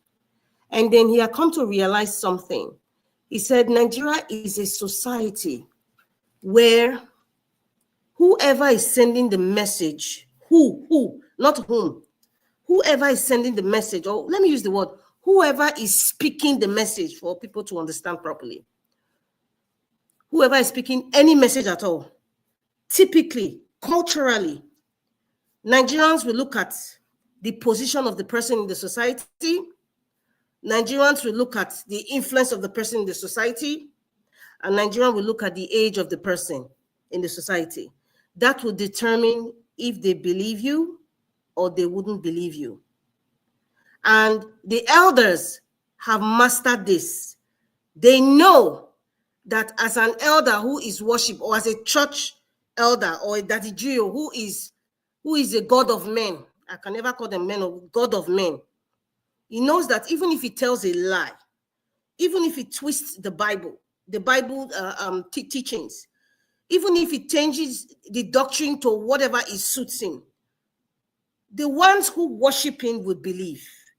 But if somebody like me come and tell the same congregation and say, listen, this your daddy Gio is going against what the Bible says, is going against what Yeshua says, is going against how the church should be run, they won't believe me. That is the framework of Nigeria. I don't know if it's our culture or subservient nature that has made us this. I'm trying to look for a very nice word, not something, has made us this myopic minded when it comes to religion. So you see, everything that girl was saying, many of them, the so-called big Pentecostal churches will start to judge the girl first. And second of all, they say, who is this rat? And then they'll say, oh, what does this one know? She needs deliverance. That's how it's going to end. That's how it's going to end. And now, if someone like Pastor Damina comes now and start to talk, just because he's not as powerful, as influential as Adeboye, they will push Damina aside. So see, that is our psychology. We need to start on that. See, these politicians, these elites, these daddy Jews, they understand Nigerian temperature. They understand the behavioral pattern of Nigeria. They understand our psychology, and we always fall for it. When the person was talking about this, I made a comment, and very, very quickly, very expediently, one of those gullible, myopic-minded persons was kind of attacking me in a sort of way, and it's a female. She said, I didn't even look at who she was. She said, are you saying that you do not respect elders? I clicked on this person's, I smiled. I said, oh my God, I'm going to predict this person belongs to one of these big churches, and she's also from, this is my daddy in the Lord. I see she doesn't have a David daddy. And she belongs to, she was advertising Pastor Eneche. I said, oh, and my response for her was like, my dear, any of my comments, please jump and pass, because right now, your brain has been conditioned to be very obtuse-minded. So please jump and pass my comments. She just didn't get what I was saying. She just didn't get it.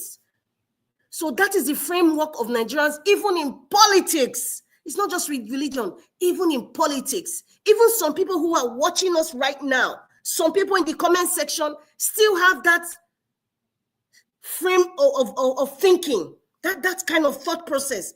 They still have it. I keep saying it. Cut that umbilical cord.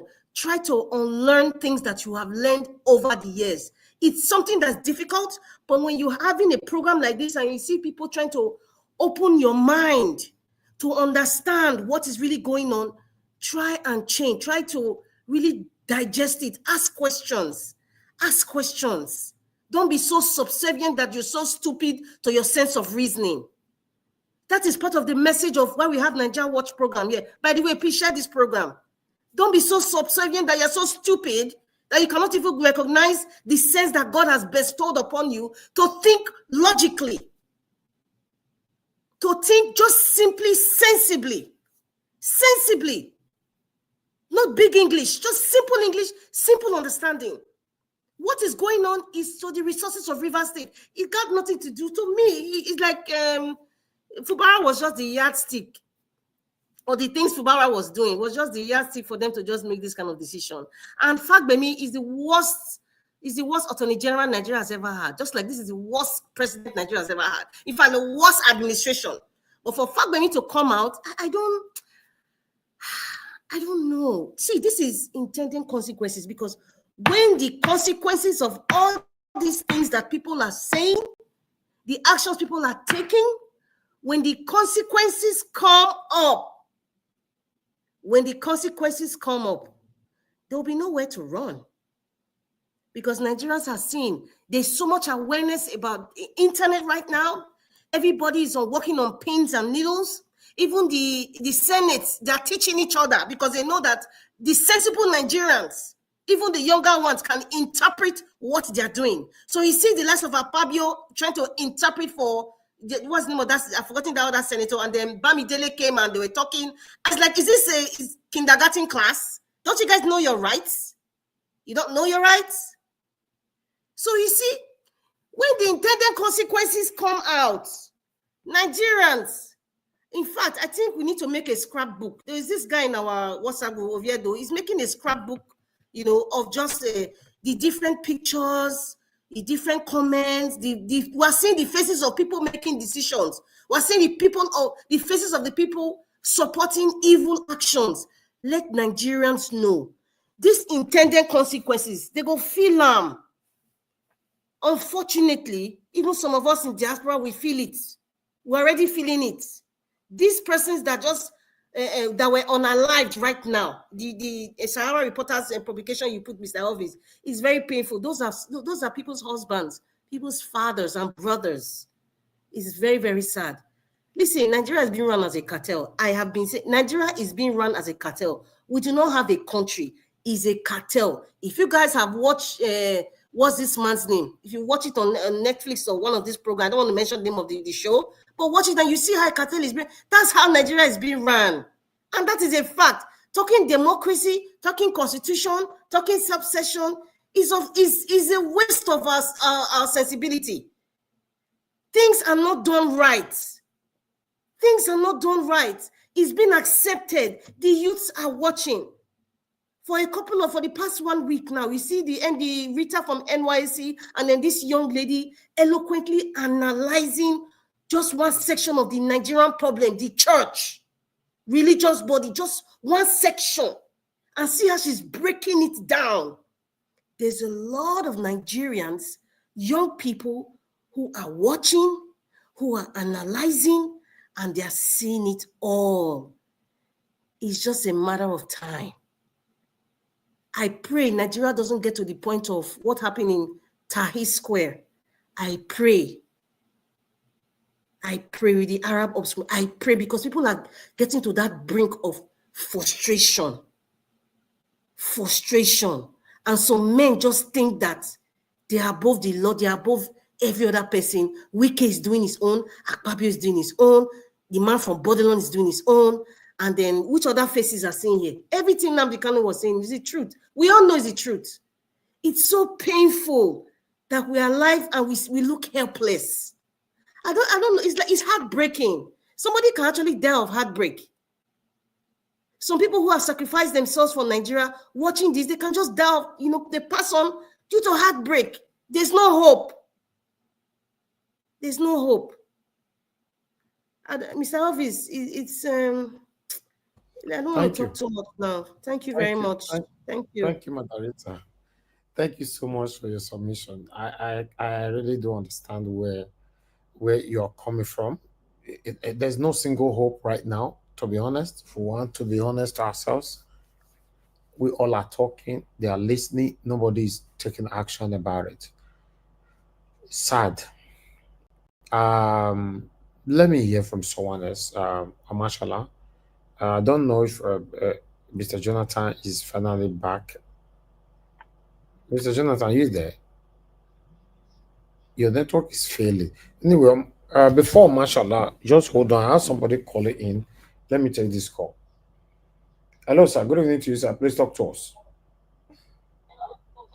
Hello. Hello. Hello, sir. Yeah, good evening to you. Please talk to us, sir. Mr. Niger Watch, and God bless you. Thank you for taking my call. Thank you, sir. Please, the man that just spoke now, on your platform concerning what is happening in Bayelsa, River State, rather. Only please, I'm on phone. What is happening there in River State is very, very correct. He is very, very correct. Trying to say, he probably is not trying, he doesn't want to name the situation just the way it is. The truth is this. That thing is a makeshift. And those who did it so that this very declaration that was made last Tuesday or when had to be made, so that they will say, yes, there's vandalization, criminality is taking place in River State, and this and that and that. The federal government is the one that is in charge of those things. They are the ones that post the military. Mr. Naga, what if I have to tell you the truth? It's been long, long, long ago. 1978, if I have to say, I speaking to you here, was the only single officer that was at the Ajib terminal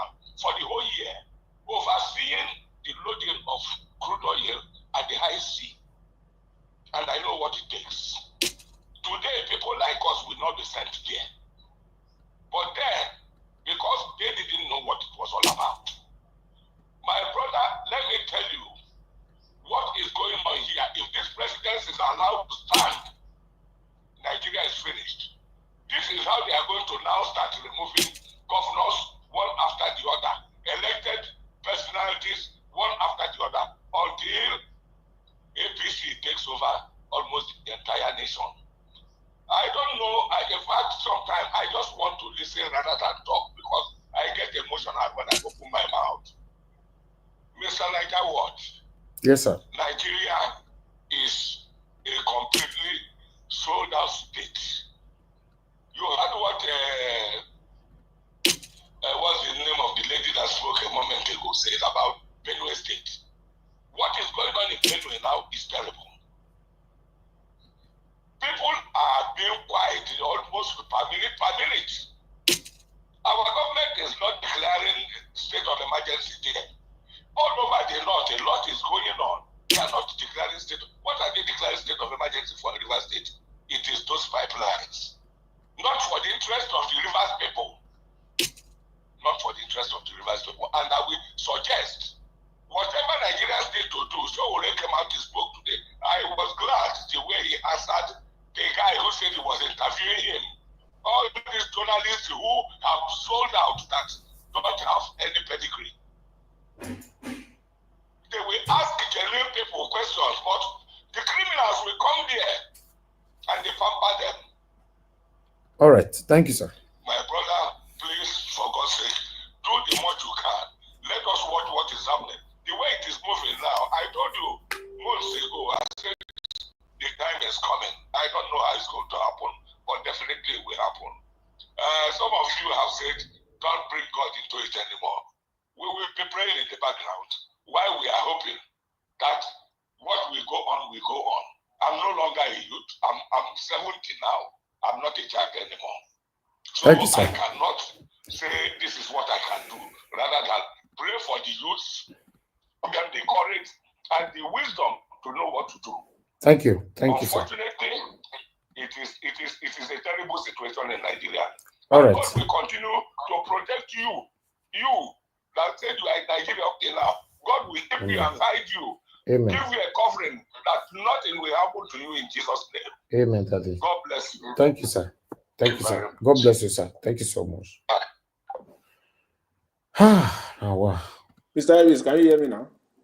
Yeah, finally we can hear you now. Thank you. Thank you. Mr. Jonathan, good evening to you, sir. Just take the lead before Mashallah. Go ahead, sir. Okay, thank you. Thanks very much.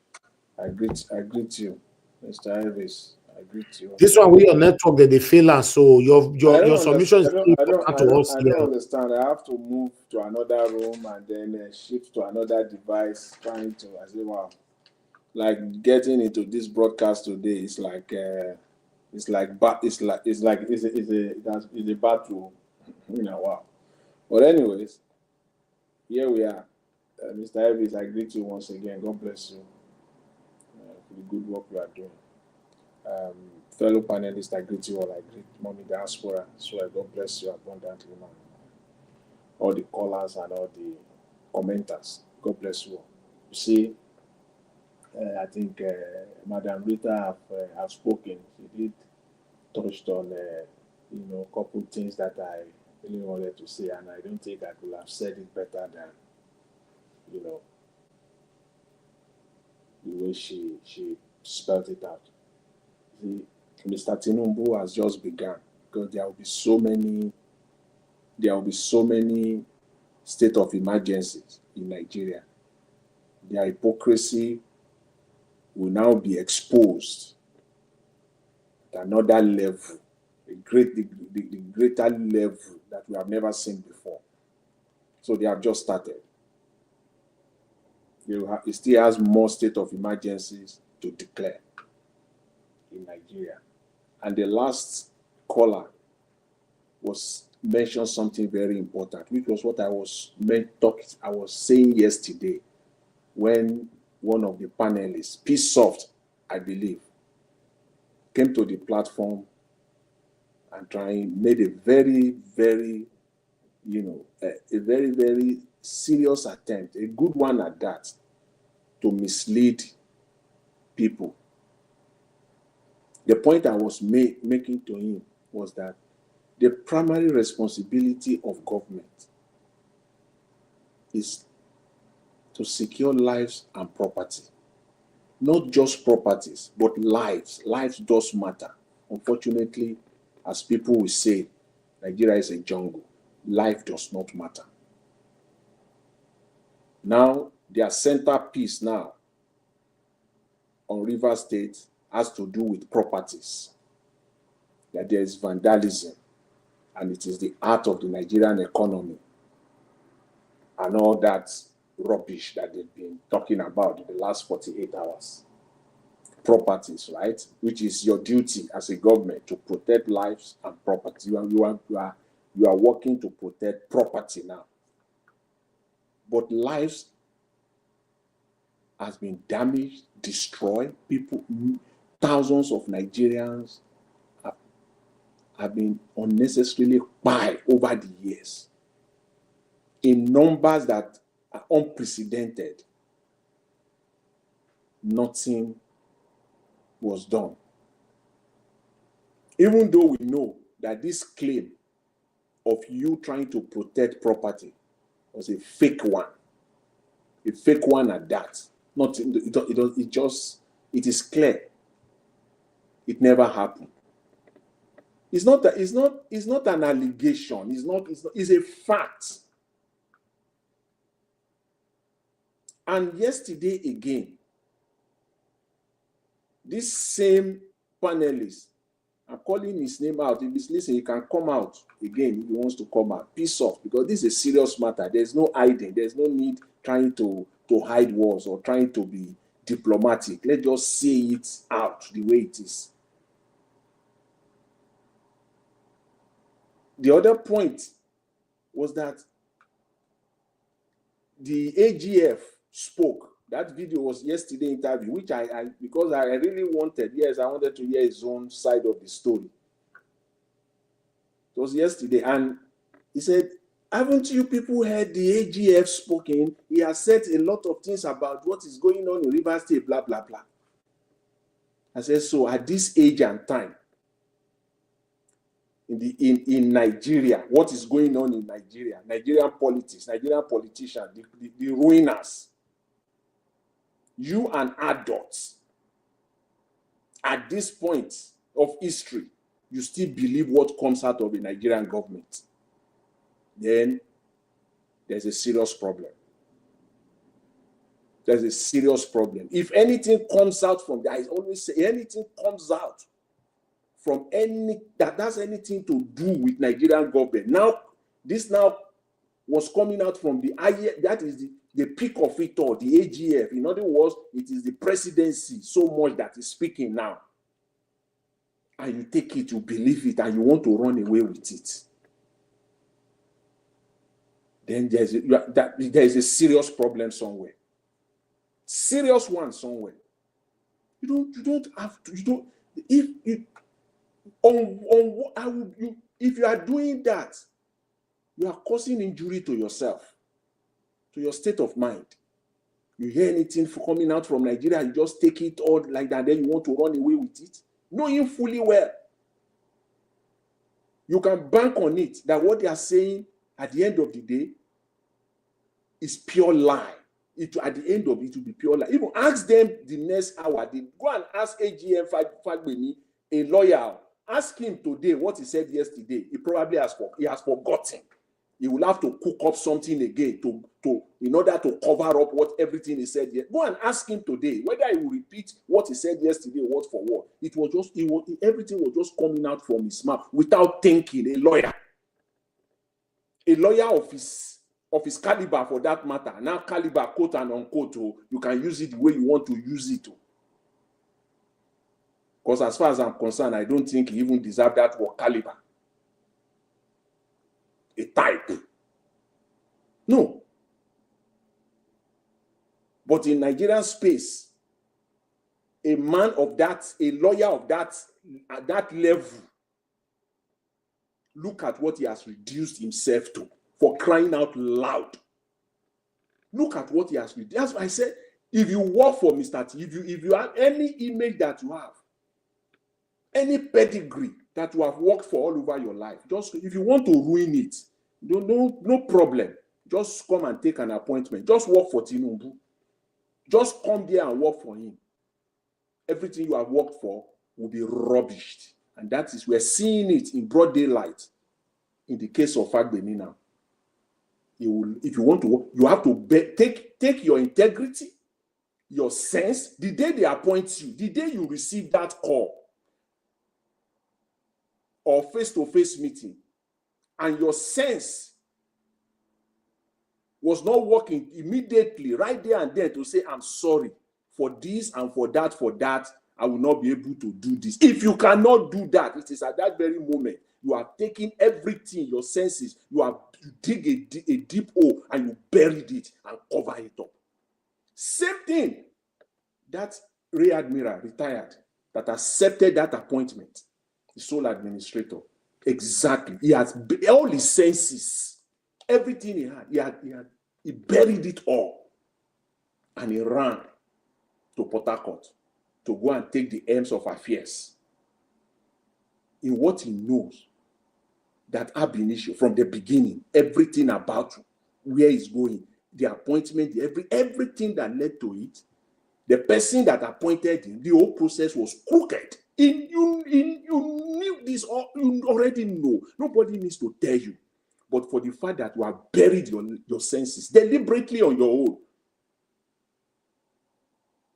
own volition, you decided to bury your senses. And I must say this: Nigerian military, Nigerian soldiers, they are very intelligent. Even though those ones that have not even really attended schools, like your former president, those ones, if the fact that you pass through the Nigerian military process, you will be a different person. I have few of them as friends. They are sound intellectually, they are sound physically. I'm not talking of now like having a degree, multiple degrees. No. Their thought process is always sound. If you have been to barracks, as in sleep with them, eat with them, psychologically, physically minded, they are so sound. Don't joke with them. Even those northerners. But when it now comes to this one, look at that man. He buried everything.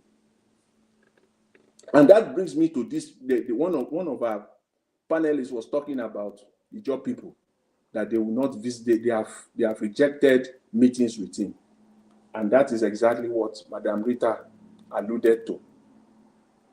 Make no mistake about it, it's just for some few days. You will see them. That is the problem we have in Nigeria. All of them too will bury their senses, all because of what they are going to get. Just wait. Just wait. They are working on them right now. Their brown envelope is being prepared. It's on the way. It will get to them in the next 24, 48, 72 hours. You will see them en masse. They will go there. And what will be their stupid, let me characterize it even before it happens, their stupid, myopic excuses that they will come up with. It is for the sake and for the peace of river people. We have to maintain peace. It is for the peace. They will come out with that crooked reasons and excuses. Just wait. It's going to happen. You will see them. That is our problem in that country. For someone like Tinubu to be in power is an aberration in the first place. For him to even be in power as of today. The same Fagbemi was talking about everything must be done within the ambit of the law. Look at him speaking. Oh my goodness. The declaration itself, was it done within the ambit of the law? The issue is that this man knew perfectly well He knew exactly the right thing, but because he's working for Tinubu, he's now, don't let me use this next word. Let me keep it. He's now a man that has lost his head completely. He has lost his head, completely lost his head. And for the Nigerian Senate, people have called them rubber stamp. These ones are not even rubber stamp. They are glue. No glue. When you glue something, completely glue. Mentally, physically, spiritually, they are glued. What is happening to them is not natural. What is happening to those men, those group of men, the Nigerian House of Assembly, is not a natural thing. No. It's not natural. It is more than that. It is there. These people are being glued completely. They are not in their normal senses. We have a National Assembly. PDP is there. Put APC aside. Labour Party is there. Other political parties have their traces there, one or two here and there.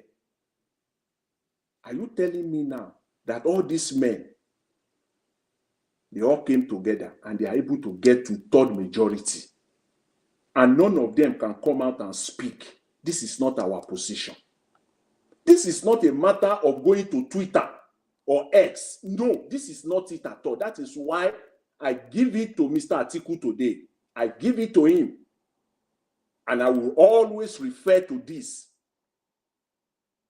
For me, he got a plus on this matter. For Mr. Abubakar Atiku, he got a big plus. This is not X message. This is not putting a message out on X. This is not sitting in one room and giving us pictures, photo ops. No. This is coming out. Coming out to speak. This is not about Twitter or X message. Just put 1 or 2, 3 paragraphs on X. No. No. I don't know if you are hearing me, Mr. Elvis. Am I on? Yes, I've tried to stop you already since now. Okay, Mr. Elvis, please let me just round up on this, and this may be one just that 30 seconds so that we move on, please. Some people may dislike this, but let me just quickly put it out there. This is not Twitter or X message. That is why I'm expecting to see Mr. Peter Obi, a press conference out there. Come out and say it and take questions. Roundabout all this matter. It's a convoluted issue.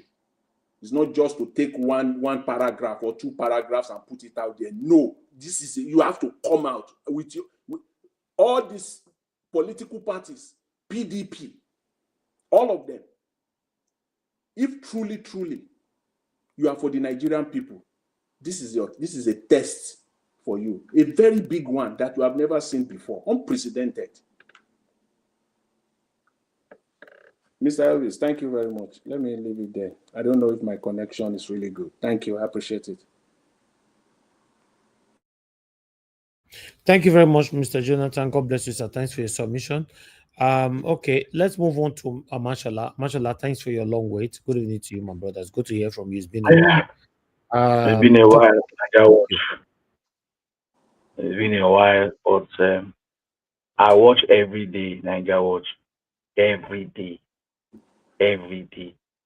And I will praise you for keeping up with the tension and the updates you give us during the day and then in the evenings. Thank you, sir. Mama Diaspora, I greet you also being there and monitoring what's happening. Let me start with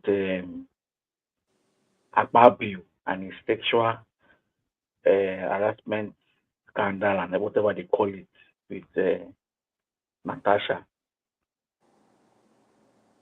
There is one sexual harassment, one harassment that Akpabio, Tinubu, senators, and our people ruling us, they call themselves our leaders, It is called financial harassment. The financial harassment which you have put Nigerians, it doesn't make them think like human beings again. That is why you will call to Natasha's community and tell them to come and call her back and tell them it's empowerment because they can't read, they can't write. And you collect their PVC and get their signatures. At the end of the day, you guys failed. The evil that you've all planned, Akpabio and Tinubu, the evil you have all planned, by the grace of God, you would regret whatever you are doing and planning now. Just the way they voted you as a senator and as a president, you are removing a governor when you know it is not. In your back of mind, you know what you are doing is wrong. But because you are stubborn, you want to go ahead and do it. And then the Senate, I don't know what this man has given you people, that you don't have your senses again. You follow the man, whether he's killing us or he's doing things well, you follow and you sign. Why won't a young girl come out and say, Tinubu, you are wicked? You are wicked. Politicians, you are all wicked. Anybody called politicians, they are all wicked. Demons everywhere. A state is in trouble. And the best thing to do is to put military. When we all stay here, that even you, Tinubu as a president, you have failed Nigeria. And then we say military come. People say no, no, no, no. What is the difference between what you have done and doing a coup over you? You have just started a coup in that state with all this rubbish you guys have done. And then the man in charge of the judiciary is talking back and front. The other day, it was Nnamdi Kanu telling lawyers that they don't know the law. It is obvious now they don't know the law. Constitution is in your hand. Read it. You can read English. But of course, they won't follow the constitution because the president himself did not make Abuja. He did not win Abuja. They turned the constitution upside down because he wants to be the president. So Nigerians should not be surprised if they are doing this. Him and Akpabio. And it is your game plan to take over other states. Please start quickly so I will know where we are going to. Because your evil is now smelling. For a young girl to come out and be talking about WAEC, 120,000 for SSC exam, that everybody are, some people who wrote to that, they didn't even pay. My generation, some of us, I can't remember me paying for WAEC. People are paying 120 for WAEC. That is mandatory for everybody that went to secondary school to write. You are paying 120. How much is their father's salary? How much is the school fees? So it is obvious that you are wicked. So if the boy girl is saying you are terrible, it is true. Nigerian pastors, I'm coming to you. The children, your grandchildren, because these can be your children. Most of you pastors that are running that country, majority of these children talking, that your grandchildren talking, you have deceived their fathers. Now you can't deceive them again. Their eyes are opening. Things that you will see more videos of your wickedness. During the military, you could talk against the military. But now it is your party government. My friend is now the president. My friend, my colleague, and pastors can't talk again. That the GOs, you are all quiet because they bring tithe. When it's time to do something in your church, you call them. They give you fat envelope. Looking at that video, the young girl saying, for a pastor to ask for ₦1 billion in a church. Whoever gives that money is a thief. whoever drops a billion naira in a church is a thief, because money you work for, you won't spend it anyhow. Most of us are abroad. We don't get money easy. But in Nigeria, the politicians it is free money. Free money. And that's why they can misbehave. Akpabio is talking in Senate, he's talking as if he's talking to his children. Seraki, this thing was talking. He's trying to shut him up. You've turned to a tyrant in the Senate. In a normal country where human beings live, where they have sense, you should be in jail.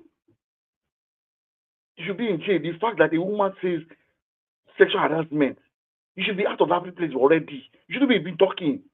You shouldn't be talking. Akpabio, you should be ashamed. If you are watching us, you should be ashamed. We are a disgrace. A woman in any country tells you anything sexual harassment, you should hide your head. And it's not only that lady. You have series, and then you are still talking there. Now they've brought this rubbish fact of removing a governor that people voted for. It's just a pity.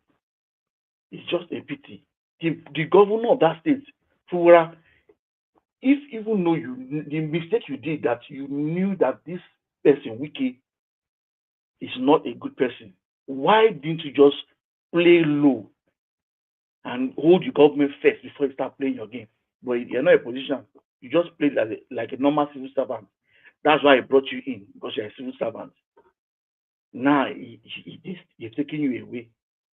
Now trying to make trouble in your state, and then they can now have your resources. And the resources you're all fighting after is just to get money for election. Election in next few, by next year, before you know, it is Christmas time. Before we know, they start talking about election and campaign.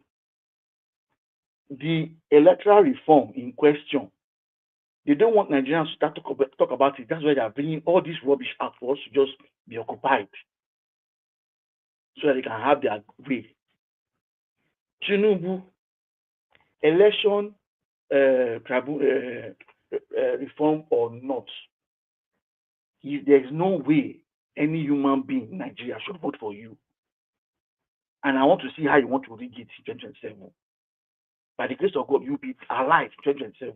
You will vote. I want to see how on earth you will rig the way Mahmoud did. And Mahmoud will do the same thing again. And you think Nigeria will still stand. Thank you, Nigeria Watch. All right, Mashallah, thank you, sir. Thanks for your submission. Mr. Odua, if you are there, sir, please talk to us. Good evening to you, sir. Okay, good evening, Mr. Najawash. Thank Thank you very much. I'm grateful. We are grateful. Thank you for all you are doing. Good evening, Mommy in Diaspora. Thank you, ma. God bless you. Good evening, all the panelists, commenters, listeners, and viewers. Thank you all. We are all on it to see the great and goodness of our country. Well, I have to say this, that for those who claim lawmaker, I thank God Akpati have confirmed yesterday what I've been saying, that those lawmakers, because if they are lawmaker, we don't know what they are doing. That is what Akpati he said also, that they don't know what they are doing, that they need to come and let us know if they will uphold constitution or if they will against constitution. Because people call them lawmaker, but they have not make any law. The only law I know that they will say they make is when president become the president of fish and of the birds. So that is only law I can say they make now. They approve money because it is only president of fish who come to office that we just go and buy sheep. Want to go and govern his followers. That is fish. Then the other one for aeroplane, then to be governing the best on the air, because if not, the money they will have allocated is what will have benefit Nigerians, whether for the road, So because there is no road to drive vehicles, so they will allocate money for road. And like when Nigeria are crying for electricity, they will allocate money for electricity, but they don't do that. They always just give president money to go and buy yours. So Akpabio foolishly, who the constituency did not even vote for, now shows that they are not for Nigerians because they did not vote for him. Then how come he became a senator, or as people must say, then automatically, and he even become the chairperson of the Senate. So Nigeria will never expect good things from this. And I always say that the only solution to all this is those who they are flogged.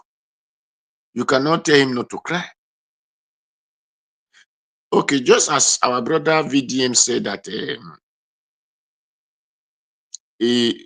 the way he think, and exactly, even if it is declared a state of emergency for military to take over, I believe they have not even blown pipeline in this Tinubu time. The pipeline they blew in the time of Buhari, we have not heard that any governor in Niger Delta, that one governor was removed from the office because of pipelines. So it has shown that Tinubu is not president of Nigeria, and he did not even know what they call governance. He did not know what they call democracy. And this is why I said yesterday that Tinubu have called for overthrowment already, because this is the duty of the military to take over, because Tinubu called for military to take over. That is why I say Admiral should go and take over a state that we are duly elected, whether it was selected, however, but INEC pronounced that there's a person there. And he has shown that how cruel and curious Tinubu and his co-group, whether they are judges or whatever, if people decamp, they are criminal, they're supposed to be sacked from office. And that is where this problem started from. Since those people go away with other person's vote, the judge supposed to sack them, not to tell them to go back.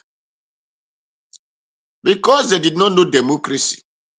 They don't even know what is called democracy, whether they borrow or they did not, but they don't even know what is called.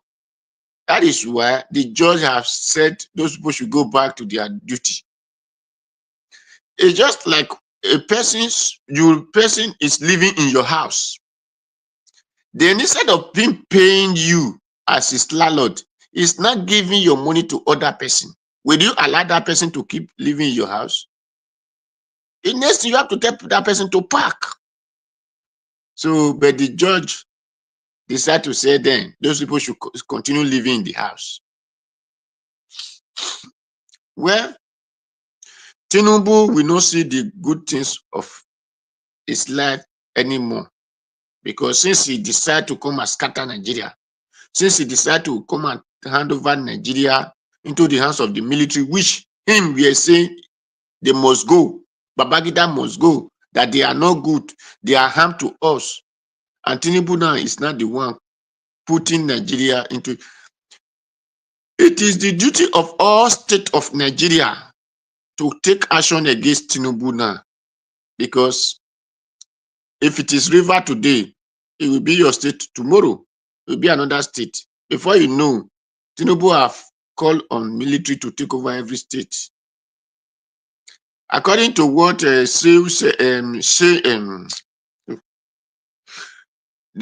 Aras, what is this boy's name now? Who said that the AGF, we are saying other states will learn example from what happened in River State. It is good that all other states just came out and do the same thing, so that Tinubu might call the military to come and take over. We will know that it's the military that is leading the country. Tinubu is supposed to be impeached, but because we don't have people that have sense, in the positions, so they are all rubber stamp according to what they call them. That is why Akpabio with one hand and say, I have it. Is it the I that you need to use on these things? They have to vote per head and let us know who really understand what constitution, who really understand what is democracy, and who is against the goodness of Nigeria. They should come out for the vote. Thank that LP representative who have called for the head count, not the shouting. Let them count and know who really support evil. Thank God he has withdrawn his hand from evil, says he's not in support of this evil. So, Tinubu, the history will always remember you for evil. First, you are drug cartel. Second, you turn Lagos to become your property. Then third, you have entered Nigeria. You went and called Buhari to come and destroy Nigeria. Then when you were coming, you still promised that you were going to continue for where Buhari stopped. And fourth, you are really doing worse than Buhari now. People can no longer eat. People can no, this time now it's not that people cannot go to farm. No. People don't even have to eat, cannot afford fuel, can't do anything anymore. And the worst, the so-called useless police and useless soldier will tell you, don't come out and talk, don't protest, they will arrest you, they will do this. But Nigerians, if you are afraid to talk because of death or arrest, my dear, you will still die one day. So if you talk, you die. If you don't talk, you die. It's better you talk and die so that you know the reason.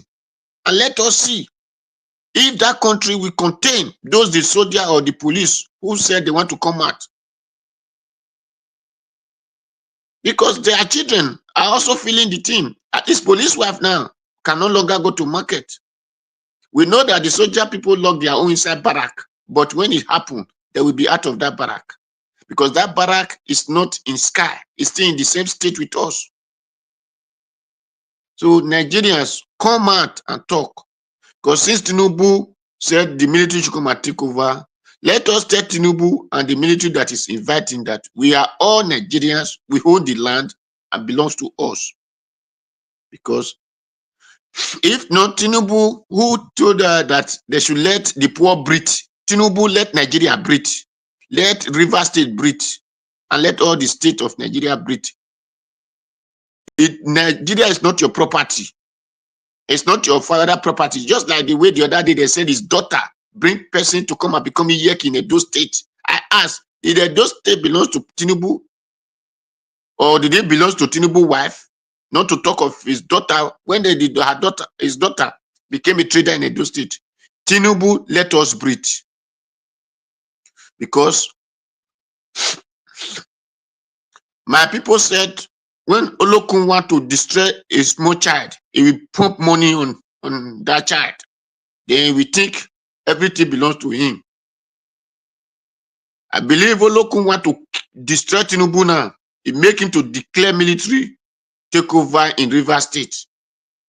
That is how it started. Tinubu, who the charge who said his mother will not sleep, him also will not sleep. At Akpabio, the child who said the mother will not sleep, him also will not sleep. Edo said, that one was singing. Akpabio, when fire hot mother and child, everybody will be running off his own life, looking for where to hide. Akpabio, since you people have decided to say River State must be like that, Edo State is Niger Delta. Delta is Niger Delta. It is not only that Cross River. It's River State is Niger Delta. We have many states that make up Niger Delta. Then you people ready to declare state of emergency in all, so that you can remove all the soldiers in office. Since in terms of Buhari, when the whole state, especially in the north, they were kidnapping school children, doing everything. There was no state of emergency to remove any governor from the office. So Nigerians, I call on everybody, come out. let us see how many they will destroy and how many they will allow them to live. Because this is just a struggle of survival. Let us survive. Let us struggle and survive. That is only what I can say. Thank you, Mr. Najawash. Thank you.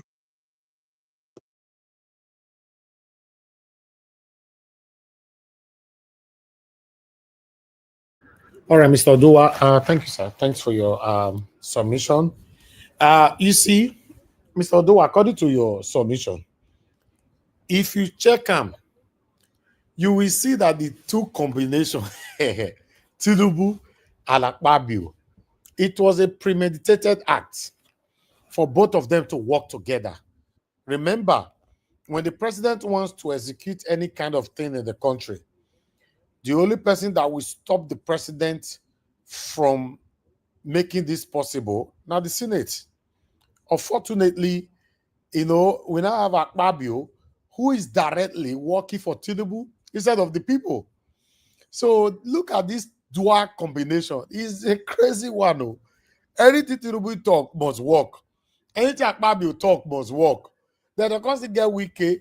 So the way they be, by the way, where is Shetima? Shetima is just, I don't know. That man not they talk. You know they talk for anything with the apple. What's up now? They don't chuck it down.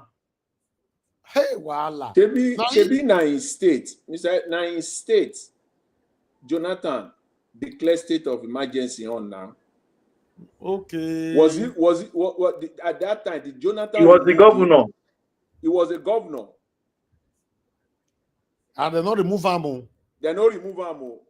That's why we are asking him now. What do you want him to say now? To come, he will have to come out. You guys, Najawash, you see now, it has shown clearly that the entire South are not united. The entire North are united politically. You see, when they wanted to pronounce that thing in the North by Jonathan, they spoke one thing, that the structure of democracy should not be removed. The head of the structure of democracy in those should not be removed. Jonathan adhered to it.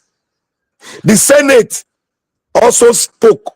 Now, the Senate, headed by the South, the head of Nigeria, headed by the South, now they are not speaking. They are destroying their own land, destroying their own brothers, and they all keep North. You can see the way the North are united when they wanted to strike Niger Republic. You see the way they came out. Now, look at the South.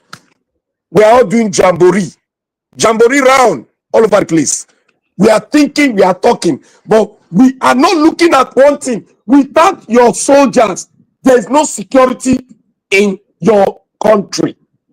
The soldiers are gone. Today, that was 3 days or 4 days ago, your soldiers were executed live. They showed it to your commander-in-chief of the armed forces. I'm waiting within 24 hours what he's going to do. If he does not do anything, let everybody go ahead to say he must step down as the commander-in-chief of the armed forces. Okay, yeah, unfortunately, I will tell you in advance that he cannot do anything. So simple as ABC. See, that one alone, that one alone, that state where that thing happened, as a commander-in-chief, by now you will have taken it over. Simple as ABC. You will have taken it over. All right. Let's hear from Tunaja. Tunaja, you are just coming in now. I'd like to hear your opinion on this whole thing. The Senate have approved Tinubu's decision over the suspension of Fubara and his led government, and also the state of emergency in Rivers State. What's your take on this? Talk to us, sir. Good evening to you. Thank you. Thank you for having me, Niger Watch, and greetings to all the panelists, the chat, and the viewers, and obviously who what's his name, Black Panther, with his voice that is cracking like this thing, like voice where they drag, throat where they drag on the road. No man, I never saw the past suya for his life. It's like they drag his throat on the road, and it's you know, I like your spirit. You come and you fight. Your time they go. No man, I got watch you. Time they go now. So about these stuff that you know, I've been saying this stuff. The only way you can understand Nigeria is if you start looking at it from a slightly detached view. I've been asking myself, how will this president sabotage Nigeria? And here it is again. No matter what this country wants to do to emerge, they will find a way. This is a man that spent how many years going around the last 2 years or so, begging everybody to come to Nigeria to come and invest. And look at what he's doing, creating instability in his own country. This is what they do. And Black Matter, when you say the North is united, look at the North, it's torn to pieces. This country, these leaders are awful people. They are really not normal human beings. They gang up amongst themselves against their own people, reading from the script of people that we don't understand and people who don't know. This is what they do. They sabotage the nation. No matter if the nation wants to emerge, they find a way. No matter how petty they can make it look. Now, the South that has gone through how many decades, almost a decade of instability, then they managed to quell that one down. Now he wants to bring that one up again because the Southeast one is coming down now. Why not? Why should we have peace in Nigeria? Why? We don't deserve it. They would find a way to cause problem again because they know if Nigeria is settled, no more fighting, no more this, and businessmen are doing theirs, Nigeria is going to emerge. Many of us are going to be going back home. But no, this man, a lot of people that went back to Nigeria now, many of them are beginning to think twice. Anybody that wants to invest now will think twice. What kind of behavior is this one? NSAS happened, they didn't declare a state of emergency. All the Boko Haram nonsense that has been going on, before they even declared it, it's like people were being killed like left or right. One pipe blew up, you declare a state of emergency immediately. As if you are Mr. Security now. This is somebody that promised to upgrade our security posture that didn't do anything. He left the country vulnerable to outside forces to decide what happens to us left and right. This is the same man that floated our currency to damage our economy for no justifiable reason. They will invent something until you will realize that these people, the moment they get there, they are mostly compromised. They will always invent something to sabotage the nation. Because you can see it clearly now. How can this thing result in this type of situation? There's no way this stuff should get this bad. There is no way. Everybody saw it coming. Said, why is this guy not getting in here and saying, let's calm this thing down? It's easy. Call this. You are close to one of them already. And that one is already close to the other one. How hard can it be? You can even, I say plague on all their houses. I see, when I say those things, people were wondering why I say it. Plague on all their houses. When I said it to Asu, when I said it to Fubara, when I said it to Wike, and they are all actors. In the end, who is stuck in the middle? The people. Without the future. With a country that is barely moving. This is what they deliver for us. Repeatedly. It's a game that they are all playing. They play it in Congo, Rwanda, Sudan, all these useless leaders that don't have their own voice. You saw how Ukraine leader, no matter how powerless he is, no matter even when the odds are against him, he was standing up for his country. He was standing up for his people. His people are fighting the nuclear power. These useless people, can they do anything? A pipe burst and you are declaring state of emergency. And all because you want money. Immediately, you put somebody that wasn't elected into office and you give him 400 billion naira. Money you didn't release to Democrats. And this man says he's a Democrat. This kind of stuff that bring military, and they will say people are instigating military to come in. Military people will be watching this and say, what is this one? So this is all it takes to bring military in. What if another state does it again, you bring military in?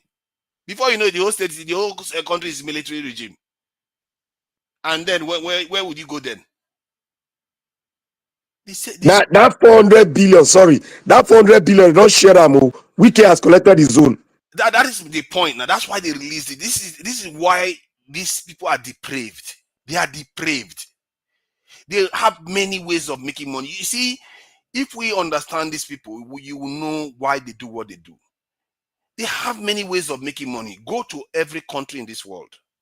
The rich have ways of making money. They don't have to stoop this low to destabilize their people's lives this much. This is what is different about our leaders. It shows you that they are not normal. They are being controlled, made to pretend as if they are governing the country to move forward, but all they are doing is keeping it steady.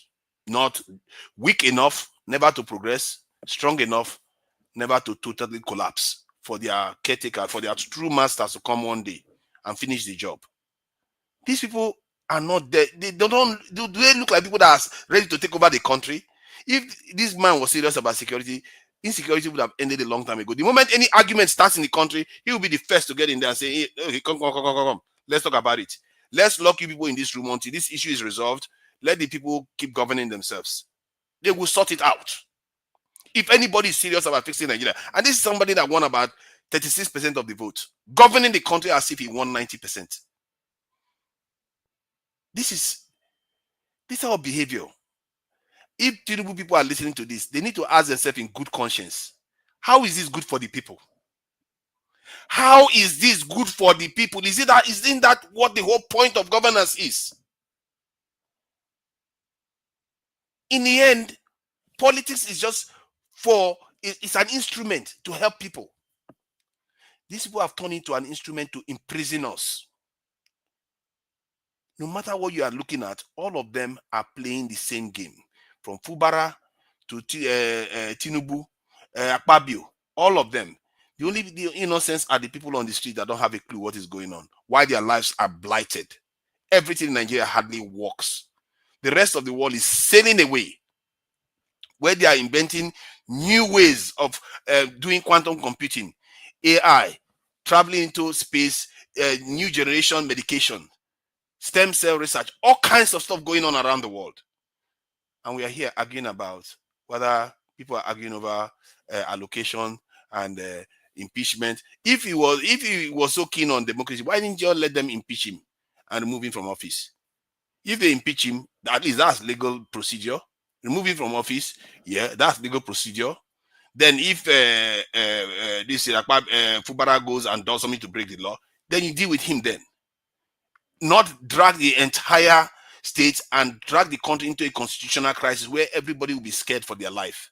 Nobody knows what is going to happen. And they are damaging River State. And this man, you see, some people are wicked. You know, I look at Nigeria, I feel like if you look at Nigeria, you see the wickedness of some groups in Nigeria. They've destabilized the southeast and the south repeatedly. Those areas are very rich in resources. Destabilize them. Some people are so short-sighted that all they care about is their own area. As long as their own backside is not, their backyard is not messed up, they are okay to an extent. Some of them are that short-sighted. They are not seeing that the thing is affecting everybody. Yeah, are there no Southeasterners that joined to vote this bill in? Are there no South people that joined? They are there. These people are not there for you. And for the life of me, Nigerians, we don't know what we are facing here. Until we fully comprehend what we are facing and face these people down. And I'm sorry to say, I'm really sorry to say that in this world, I've never seen a people that are able to rise against their leaders if something catastrophic hasn't occurred. And our people will keep taking it. They will keep accepting these things until a leader shows up with the proper ideology and that event still has to occur. Because if you look at the other people that did it, the Soviet Union and all the rest, you think Stalin just showed up from nowhere? They saw pepper. They saw fire. And even then, it required an extraordinary leader to show up. The same thing with China, Singapore, all of them, they saw fire. If we think we see fire right now, we've not seen fire yet. And Tinubu that thinks that this one is trouble, that he's causing now. He thinks he knows what he's doing. Anybody that can bend his ear should bend his ear and tell him, whoever is advising you to do this is bad idea. because it's going to backfire on him too. It's going to backfire on him, backfire on Nigerians, and we are going to be poorer for it. We are going to suffer for it. Black people all over the world will suffer for it. Everything we do in Nigeria is consequential. Let's make no mistake. Nigeria is a very consequential country. It's affecting Africa. It's affecting black people all over the world. And we sit here and we accept these leaders, useless, mediocre leaders that just argue for stupid reasons. And then you elect House of Assembly members, senators. They go there and start rubber stamping whatever the ministers do because they are giving money. Like I said, we have not seen fire. If you see fire, when they give you money, you throw it back. Like, what is money going to do for me? I just watch my family get completely wasted. What is money going to do for me? I want this stuff to end.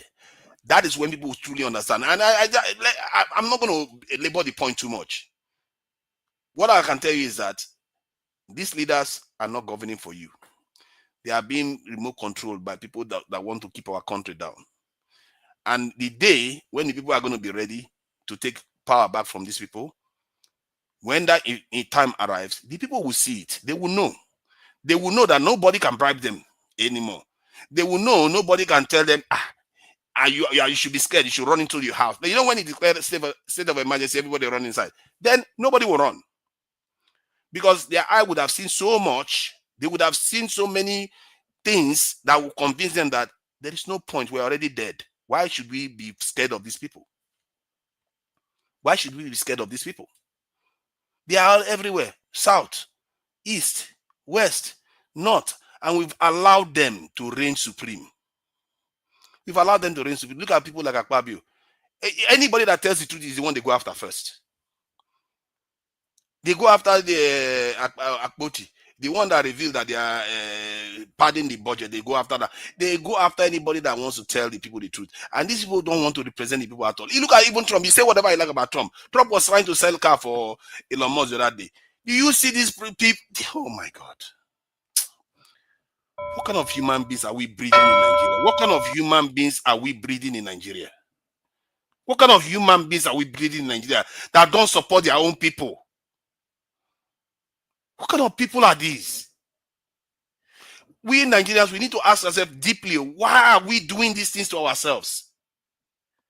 You can't even support your own country. You can't support your people. You can't support anything. All you do is cause instability constantly so that the people will never rest. Suffer and suffer. And every time they wake up, they are thinking how they're going to run away from the country because they are driving them mad with all these problems. The ones that won't run, you know, those Nigerians that don't run, they become numb. They don't care about anything anymore. We seriously have to ask ourselves some serious questions and start thinking deeply how we are going to stop these people. Thank you.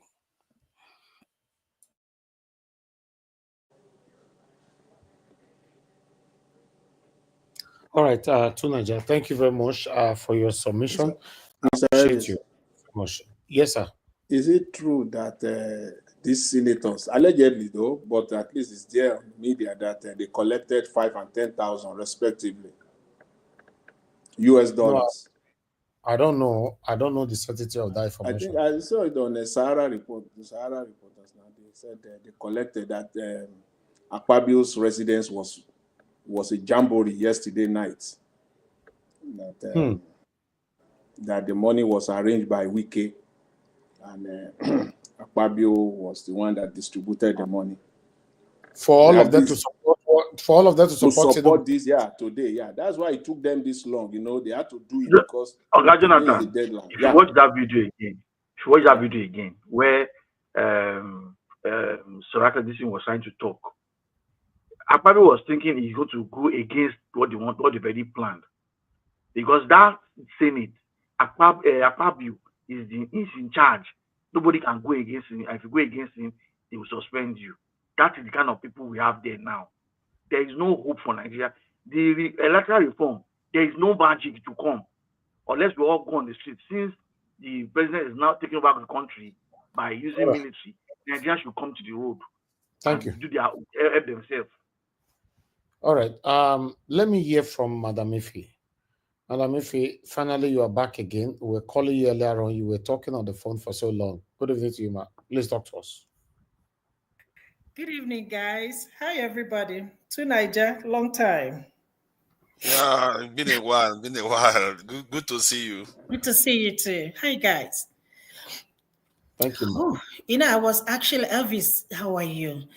I was just actually talking to my friend on the phone. The first time, and I said, I live in this country. I don't even know where I belong. In my country, Nigeria, I don't even know where I belong. And she started laughing. She says, "Climb on top of the tree. That's where you are now."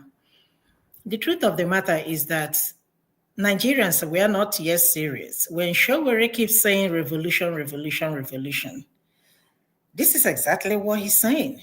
Even though nobody wants to go to war or what to happen, but he's getting to that point, whether we like it or not. There is nothing like peaceful transfer of power.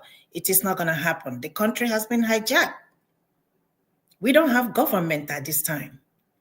Wike is untouchable. Akpabio is untouchable. Tinubu is untouchable. Just like somebody said, executive branch is Tinubu. Wike has the judiciary, and Akpabio has the legislation, and nobody's saying anything. And we're just gonna let all these things slide under the carpet. If the citizens, if they don't march, come out and challenge these people. What we don't understand is the power we have as citizens. We have a lot of power. Wike, Tinubu, and Akpabio, they cannot overpower Nigerians. Even with their armored tanks, they still cannot overpower Nigerians. This is just the beginning of what is going to happen in future. This is just the beginning. So what are we going to do moving forward? We're just going to sit down and talk on internet and, pretend as if nothing happened, and we move on.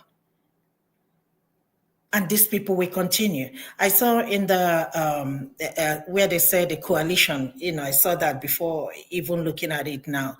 Atiku and the rest of them. That is not the point. Nothing is wrong with our constitution.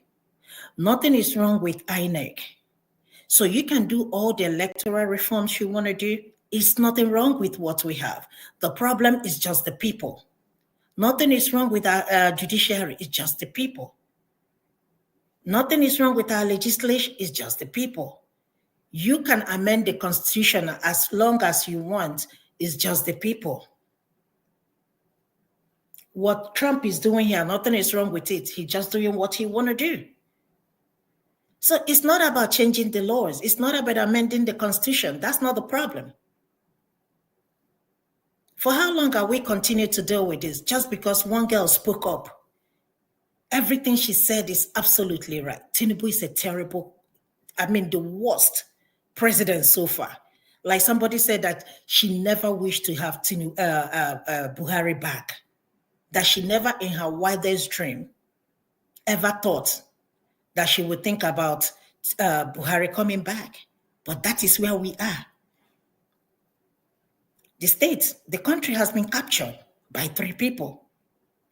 Unfortunately, the National House of Assembly, they are part of the problem too, because they've been bought. Yes, there's somebody said that yes, I heard it too, that some people collected 10,000. I think the senior ranking people collected 10,000. Akpabio is sharing the money. Of course, he's going to give the ranking people, and the junior minister, junior whatever, collected $5,000, not Naira, dollars, to sell their soul. My only happiness is that all of us are suffering. Even the people collecting the money, their children are suffering. Everybody's suffering. Even when their children are outside the country, they'll still come back to Nigeria and feel the pain.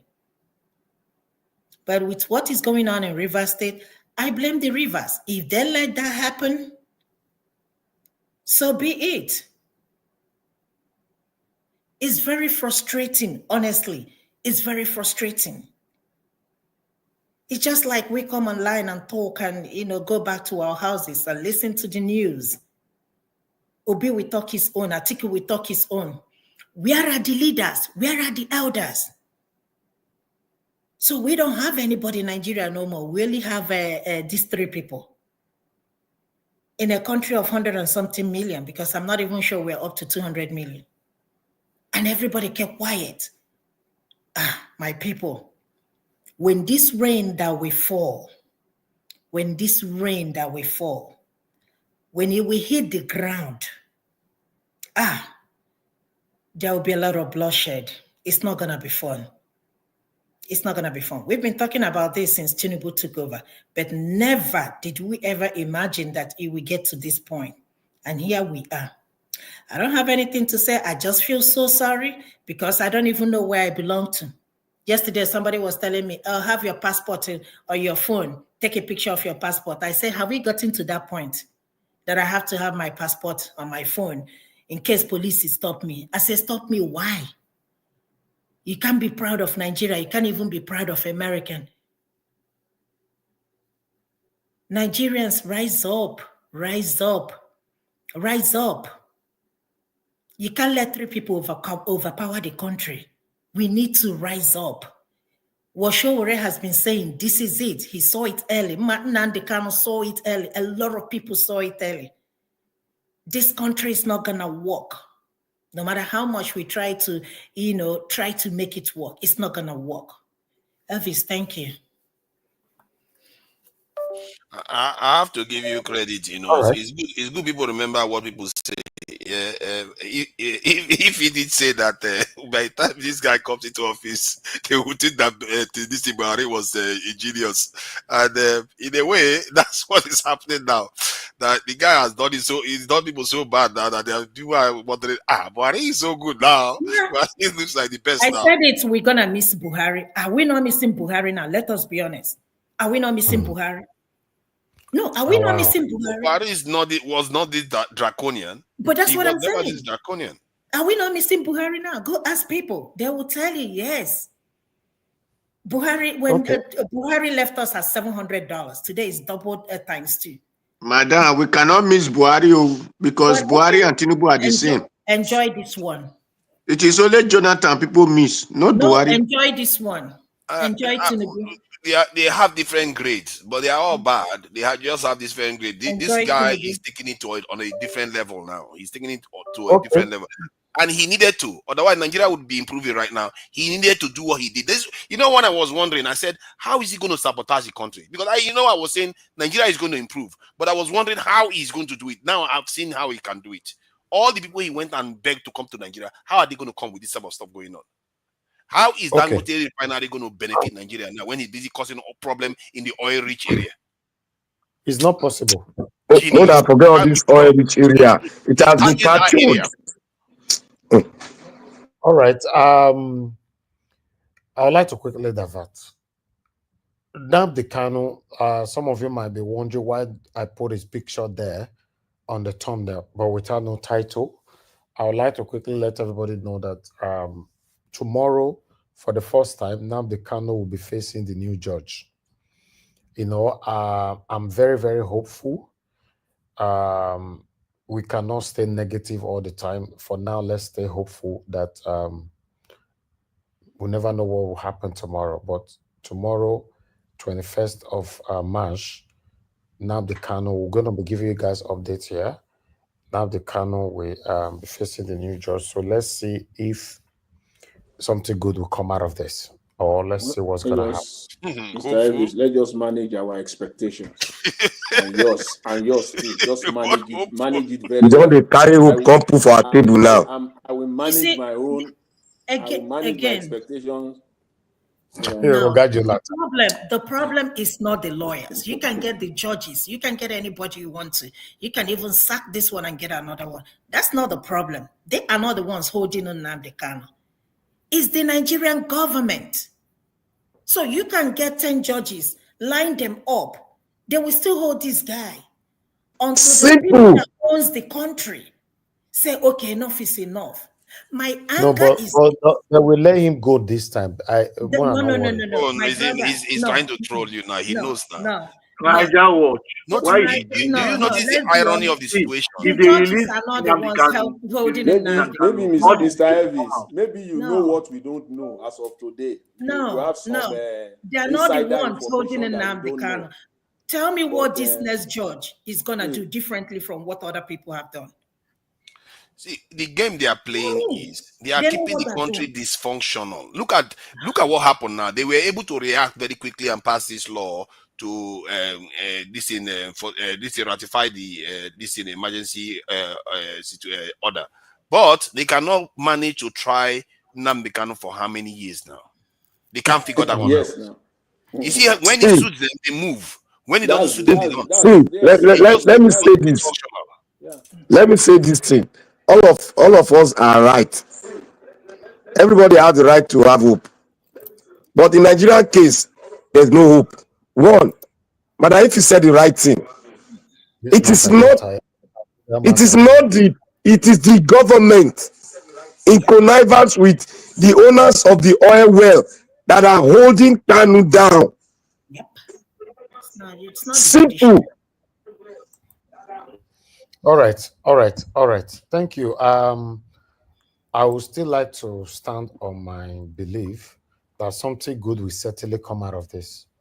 You know, listen, guys, nothing lasts forever. Let's have that in mind. It's not going to buy in prison. It's not possible now. So let's see what tomorrow holds first, and I will take it from there. Elvis, point of correction. Anything can happen to Nnamdi Kanu, and let me tell you, and nothing is going to happen. Anything can happen to this guy, and nothing is going to happen. We will talk about it 1 week, 2 weeks, and we move. Nnamdi Kanu is not at this point where we are. Nigerians are cowards. We are cowards now. We are more than cowards. We are cowards now. So whether anything happens to Nnamdi Kanu or not, these people don't give a about Nnamdi Kanu. Trust me. But you know who I blame? I blame, and I will continue to blame them. I blame the Southeastern legislation, the senators, the House of Rep, and the 5 Eastern governors. They are the part of the problem. Because if they want Nnamdi Kanu to be released today, all they need to do is to march to Aso Rock and tell Tinubu to release Nnamdi Kanu. But they are all slaves to him. So they're not going to do that. That's all it will take.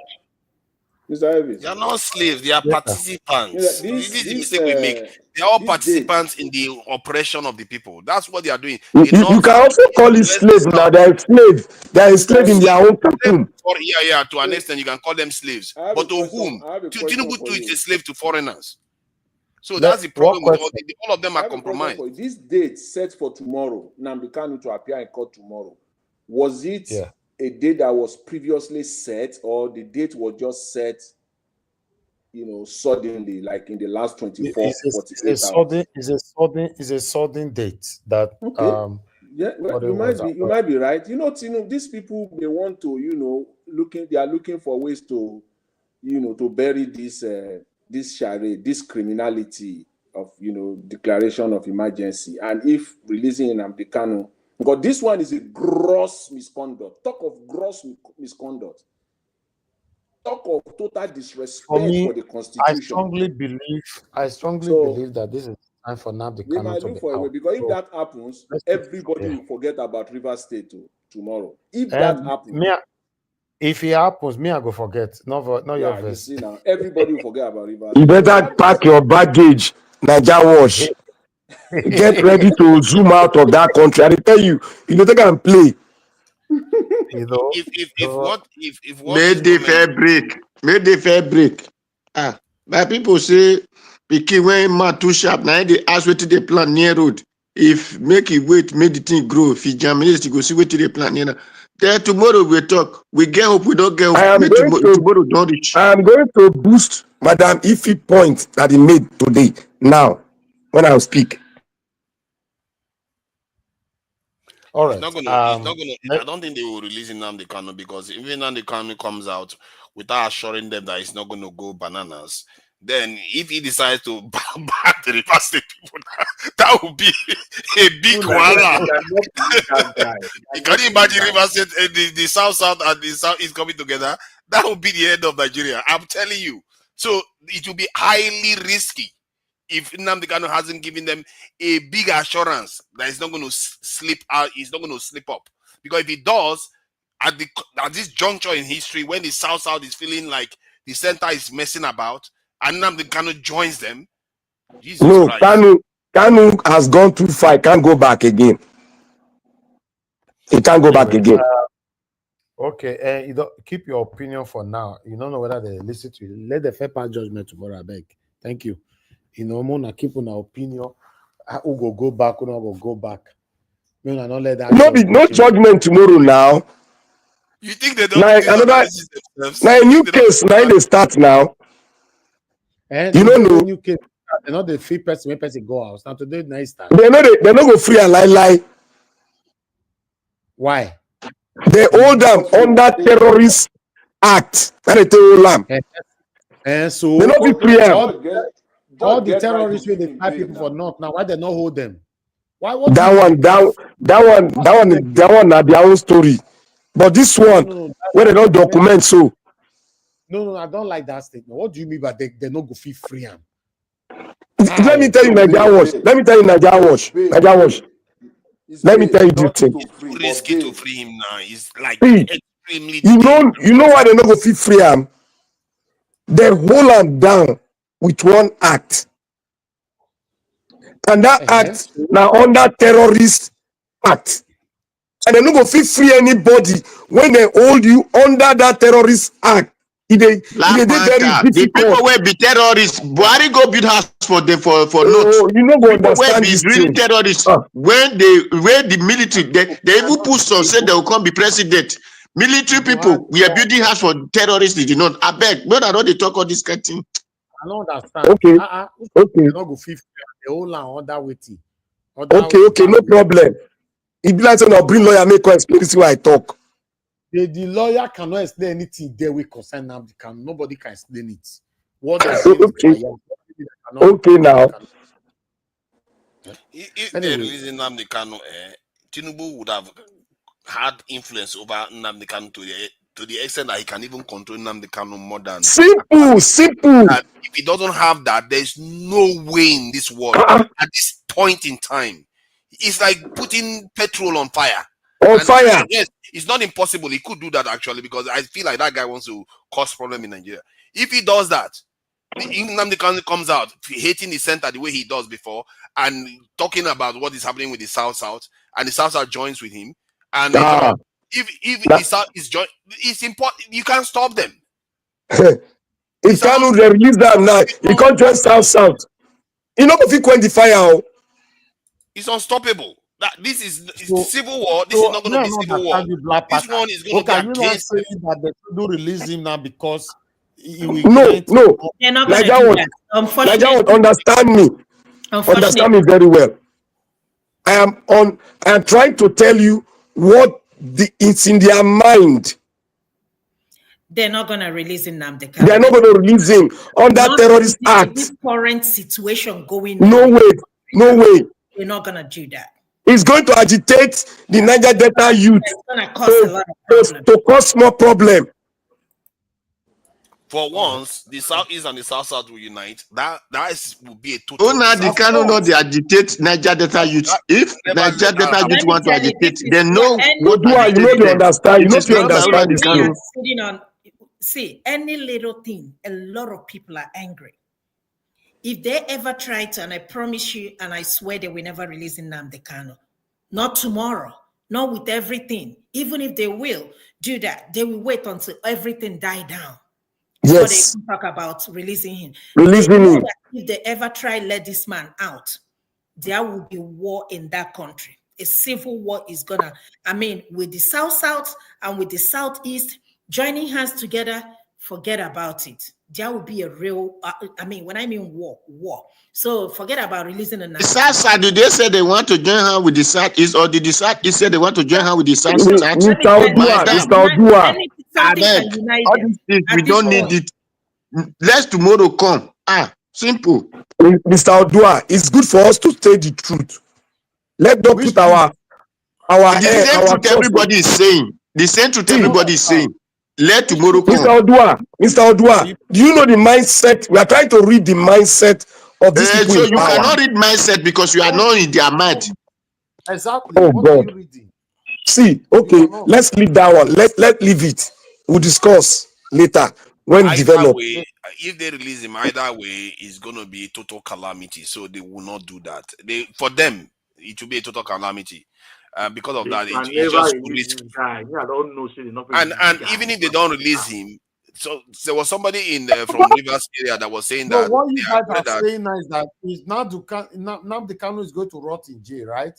no. They No, have to no, no, no. If If they want this Kanu, if they got to this Kanu, Kanu must compromise. Nigeria Watch releasing He this must guy. compromise. Let's It's not these people understand in government. the way It's not people in Nnamdi government Kanu, that will do it. the mindset of Nnamdi Kanu is not going to change at all. Whether you release him, Nnamdi Kanu is not going to change. Let's understand that. But when the Federal Republic of Nigeria are talking about, let's say they're going to release him tomorrow, there will never be Nigeria again moving forward. So don't be surprised they hold Nnamdi Kanu till next year or even more years to come. What you're going to see again, when the pressure hit too much, they're going to remove the judge and bring another judge. Let's understand it. Somebody said, like Elvis said, are we going to let him rot in jail? Elvis, what are you going to do? Even if the judge come out tomorrow and say we are going to sentence him to 10 years, what are you going to do? You can riot for 1 week or 2 weeks and case will be closed. So let us understand that these people are... No, people, the same people that be doing sit at home in the South will continue. That's all. That is it. Yes, it's nothing is going to happen. Coward. That's the only Nothing way is they gonna have happen. their power. Sit at somebody home. was saying earlier on today about something that was disturbing me. He was mentioning that the tension that in the South right now, because there are two directions. If Nnamdi Kanu is released, the South and the Southeast could come, enemy of my enemy, big problem for the state. And secondly, now there is also the danger that the opposite could happen, where the South and the Igbo-speaking people in the South will, like somebody was worried about the Rwanda situation occurring. This is the legacy this president has left the country since he came into office. That's when this stuff started. These people were moving on. Development was happening. And suddenly, this guy came into office. They started causing shenanigans with... In a democratic dispensation that we have now, 24 years, there has not been any Ijaw man in office. And you want to go and tamper with that the only time they made it into office. Yeah, and you don't think that could lead to problems? Tunaja, you see, you made one statement. It reminds me of what I've been saying here. You know, the man that postulated what you just said was Dr. Nnamdi Azikiwe.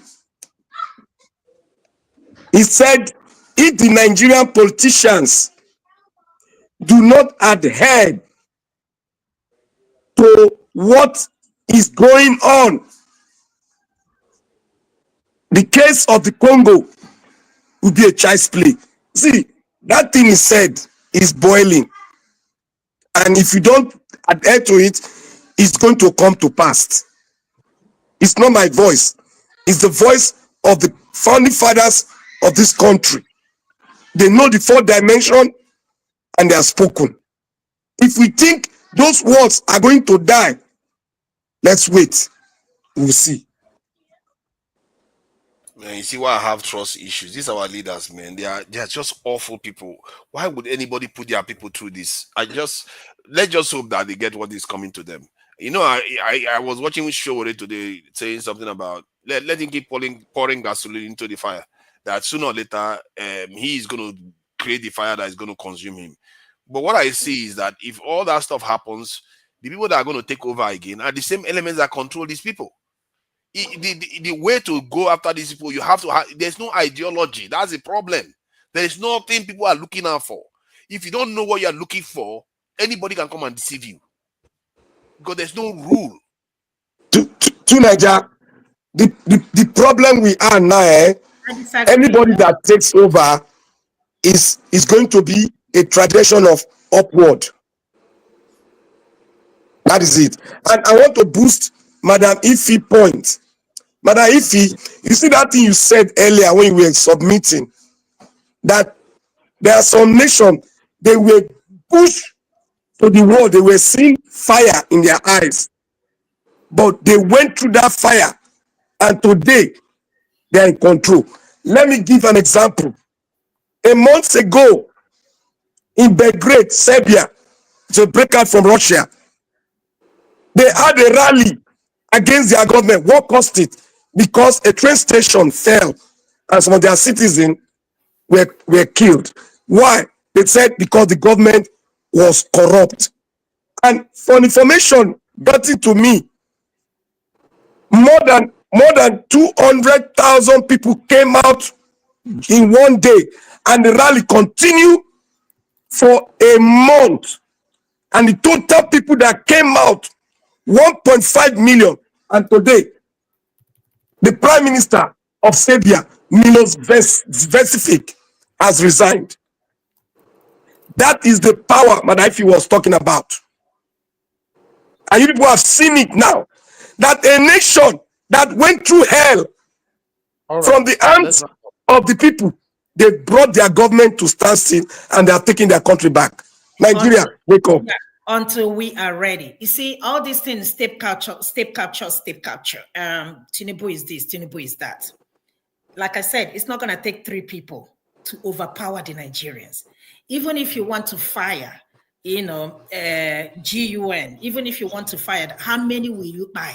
So when the only way to recover this country called Nigeria is just for us to come out and overwhelm these people. And when this thing get out of hand, what's going to happen is that the pressure will be on Tinubu, because the foreign bodies or foreign organizations and other governments will put pressure on him to say, hey, oh man, you gotta go. You're gonna go in order to cut down the level of debt they're gonna have if anything happens. We have the power.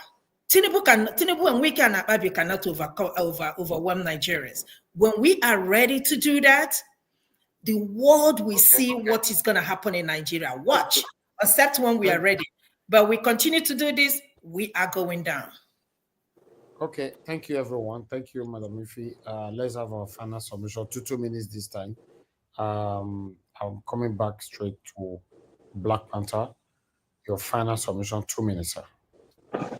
Nigeria, thank you very much. Madam Ifi, God bless you for bringing my memory back, and I went stand and go back to where I was, going through some countries. And to boost more further your point, in Hungary, the president, Hungary they are out now to force him out.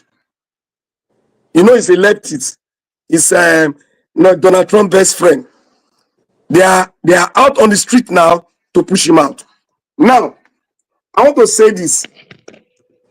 The Nigerian people, I said one thing. I said the politicians are going to stretch that string until they stretch it and break it. The Nigerian people will not come up. In breaking it, we are going to pass through hell. That is what we are passing through now. We have not seen anything yet.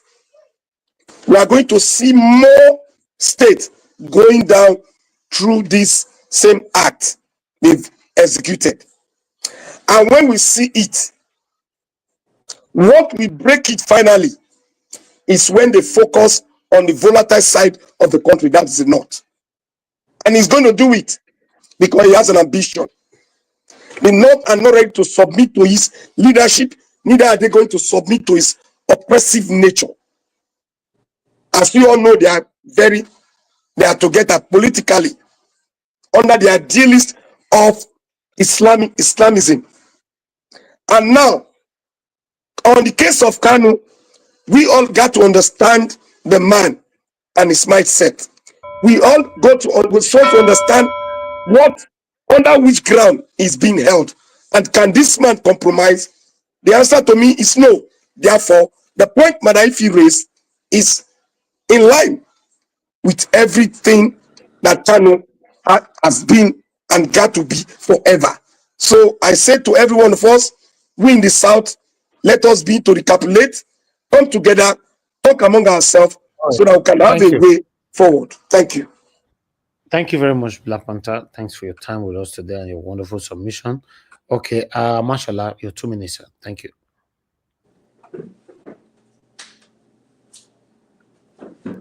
Commercial. Yes, sir. For me, we are all been speaking and talking almost every day on this issue of Nigeria. And the Nigerians, thank God for Ruth, the lady that came out. The lady that came out and said Tinubu is not a good person. Nigerian youth, everything's on you now to come out so that you can declare state of emergency on Tinubu.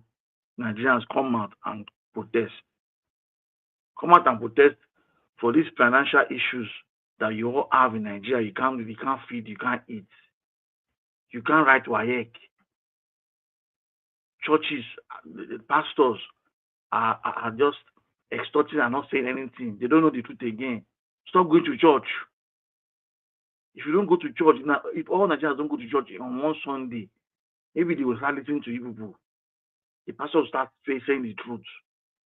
Because if you don't come out, these guys, our senators, don't have your interest.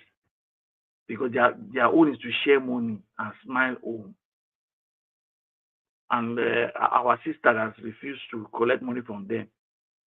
The senators that they suspended. They don't want her because she's speaking the truth.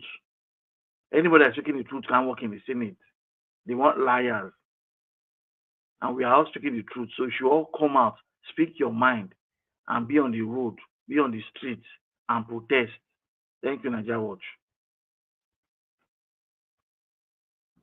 Thank you very much, sir. I appreciate you. Thank you, mashallah. God bless you. Mr. Oduwa, please, your 2 minutes, sir.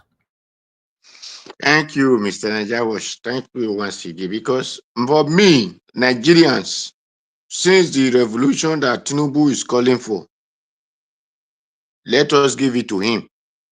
Because he was the one who was among the Nadeco that said military must go, Babangida must go, this and that against military. Now, since he have now start calling back the military to come and take power, so let us all invite military and overthrow Buhari, because he overthrow Tinubu, because he's the one that is calling for overthrowment. So let us really give the actions to him so that military will drive him out of office. Since in their democracy become double crisis in the country. So Nigerians, it is all your duty to come out everywhere. He said it is emergency now, where he have never seen anything like emergency. So he declared state of war against Rivers State. So Nigerians, let's declare state of war against Tinubu and his government so that military can help us solve the problem. That is my advice to entire Nigeria. It happened in Kano to Rivers State today. Tomorrow it might be your state. Next tomorrow it might be your doorstep.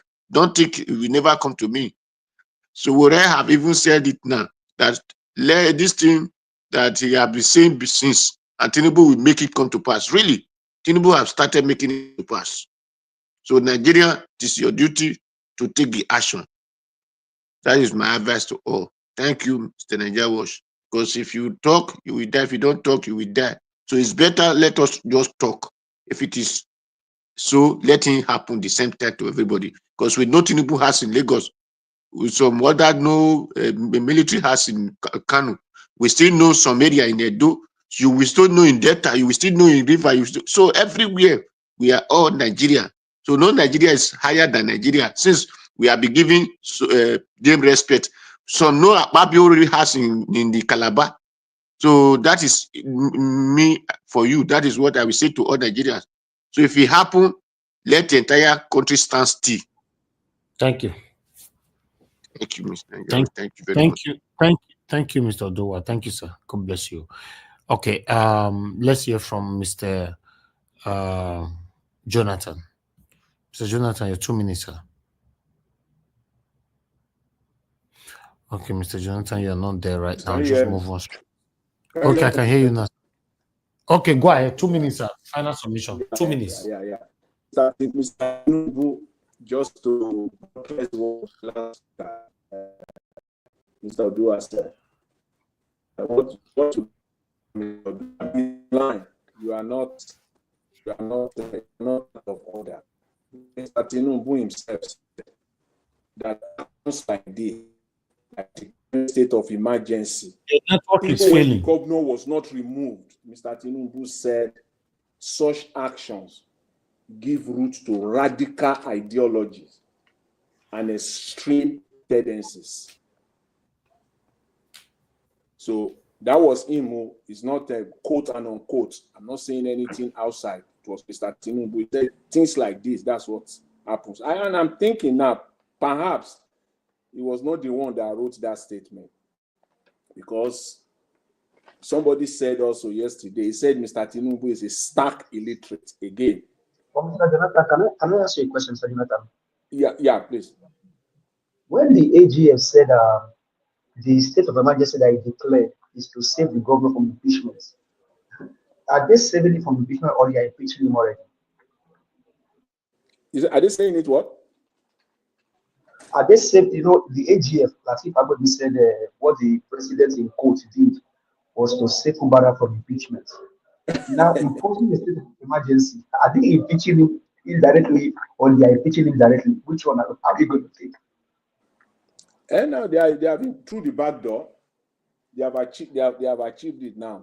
Which one is better? Why? Even saying that alone, how sure is Fagbemi that Fubara will be impeached? How did he know conclusively that he can conclude and say it affirmatively that they saved him? How? So you can see their contradictions. It was because they know. It was because they know he will be impeached. That's why they are doing what. All right, you have 10 seconds. 10 seconds, Mr. Jonathan. Okay. We need to go now. Okay, please. Mr. Elvis. Okay, what I just want to say is this: is that see, now we know it takes an elite. Is this man everything about his education? Yes, we'll bring everything to bear again to question now. Even Buhari, that people were saying that he did not go to school, he had this primary school living, all the rest of it. He has sound judgment and beginning to in that, falling in that school of thought now. Takes a stark illiterate for that matter to do this. And that's why everything about his education was put to question. We begin to question it further now. This man did not go to school. I don't understand that you will stay in Nigeria 2025 and declare a state of emergency and even still have the audacity to remove the governor and the entire state structure, democratic structure. Just take it out like that. And say he went to school. This man must be yes, I believe it was Mr. Alex yesterday, say he's a stark illiterate. It will take a stark illiterate, not just an illiterate. It's an illiterate who did not even go to school at all, an Akpabio that will have to go ahead and do this. Even the government that you criticize, they did not even suspect, they did not take away the democratic structure. And they still declare state of emergency. And so you went to school. Who are those that are advising you? No wonder that everything in your life has been bought. Even your certificate was bought. You bought it. This is it. Now we can. If you are looking for where my friend at Arise News, Rufai, we talk about empirical facts, empirical evidences. This is one. We are looking for empirical evidence that Tinubu is a stark illiterate. This is one. It takes a stark illiterate to go ahead. Who might have advised you? Then you didn't use your common sense to sit down as a leader, as a president, and you just take it all line, all sinker. You just took it like that and came out and announced to the nation that you are taking out the entire democratic structure of the state. You have a stark illiterate as a president, a stark one. And that's who he is. I'm not mincing words here. This man didn't go to school at all. Everything, all the certificates were fake. Because if you have passed through the 4 walls of primary 6 alone, this man did not go to school. Everything he learned on the streets. On the streets. Thank you, Mr. Jonathan. This one now has invited, according to him, even though that statement was written for him, he has now invited extreme Mr. Jonathan, ideological tendencies. Mr. Jonathan, That's what we've been expecting. So sad, man. So All right, so thank sad. you. Thank you, Mr. Jonathan. Thank you very much for your submission. Thank you. To Nigeria, 2 minutes, sir. Yeah, thank you for having me. Greetings, everyone. As a passing shot, there's not that much to say anymore, other than a depressing fact that Nigerian opposition is non-existent, and even the ones on the outside are all not organized in any way. You see Shawore on his own, and I don't even know who else is there. And all the so-called elders, they've gone into hiding. You see why I really get concerned. You don't see Wole Soyinka now coming to talk about Baba Lola, all of them. They are all there.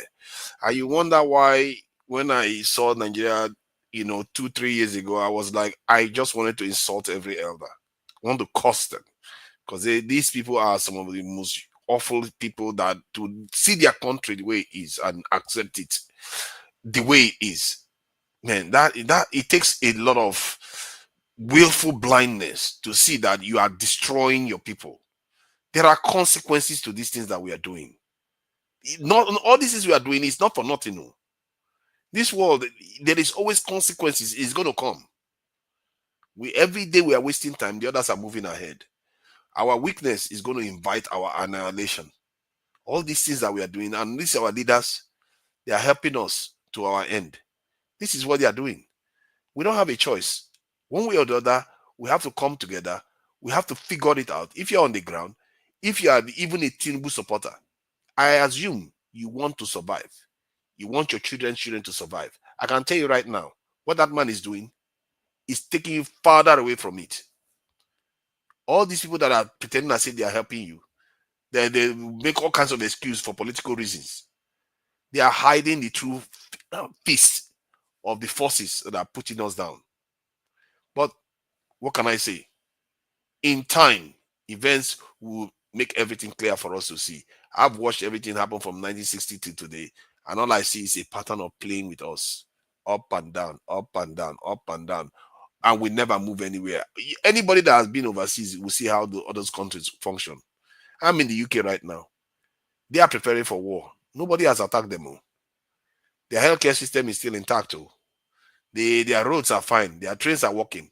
They are preparing for war, like real war. They are spending billions. Europe talked about spending 800 billion euro, not dollars, because if they talk about dollars, it's trillion. They are looking to spend that. They are not even directly being. Russia is not trying to invade them. Russia is just having quarrel with Ukraine, far away. But yet we see Sudan. They are killing black people there.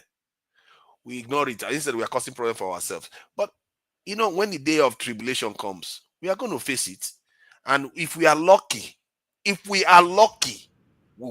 half of us will survive it when those people come again. But we think it's not going to come. One day, it will come. And we will have to wake up and meet the true challenge that faces us. People like Tinubu, they are nobody. Sorry, just give me 10 seconds. People like Tinubu, they pretend to be powerful.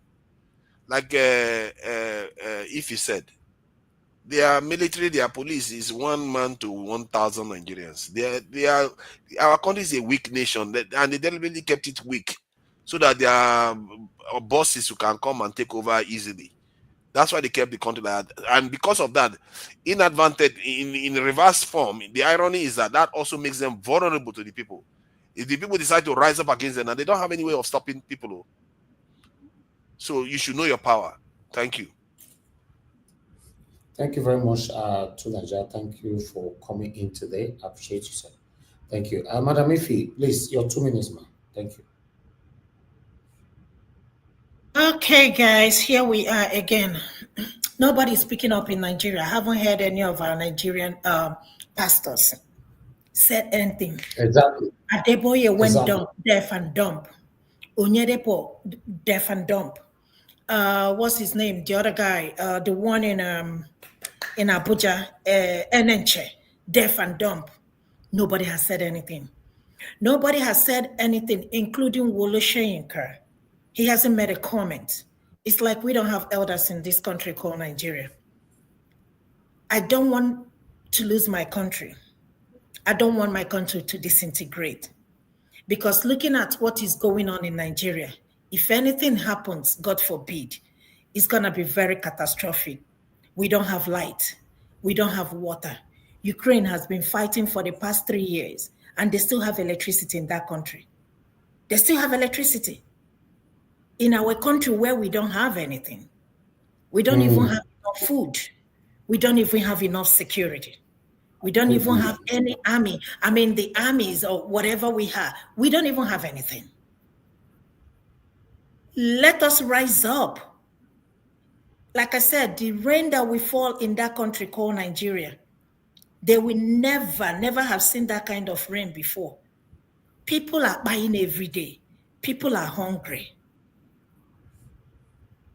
Let us talk to our leaders. Let us talk to them, because nobody will be exempted, even with their private jets.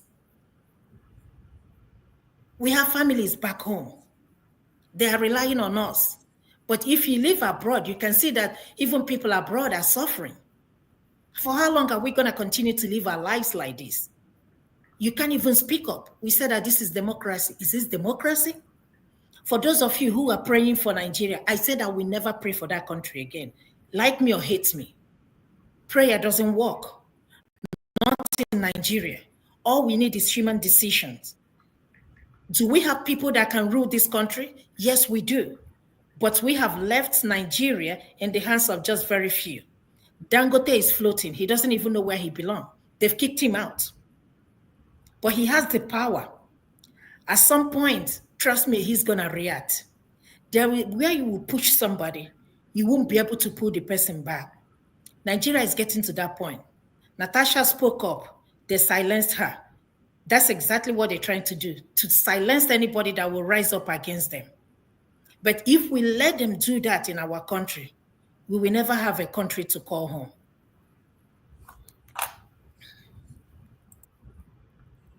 Thank you. Thank you very much, Madam Ife. I appreciate you, man. Thank you very much for joining us today. White Panther, you just came in, Nigel, and give us a mandate. I will only give you 5 minutes to speak with yourself. White Panther, go ahead. 5 minutes. Good evening to you. Yeah, my brother, Mr. Elvis. Good evening, sir. How are you doing today? I'm very good, sir. Thank you so much. All right.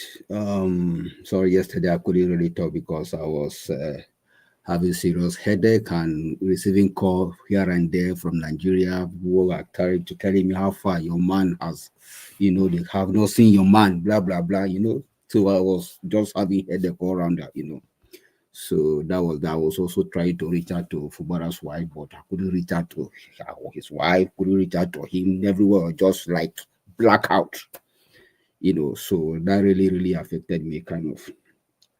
All right. The truth is, anyway, I greet the panelists. You guys have spoken well today. I greet every one of you, and those are the comment section as well as Mommy Diaspora. Few years ago, that was 2023. Everybody was like all eyes on the judiciary.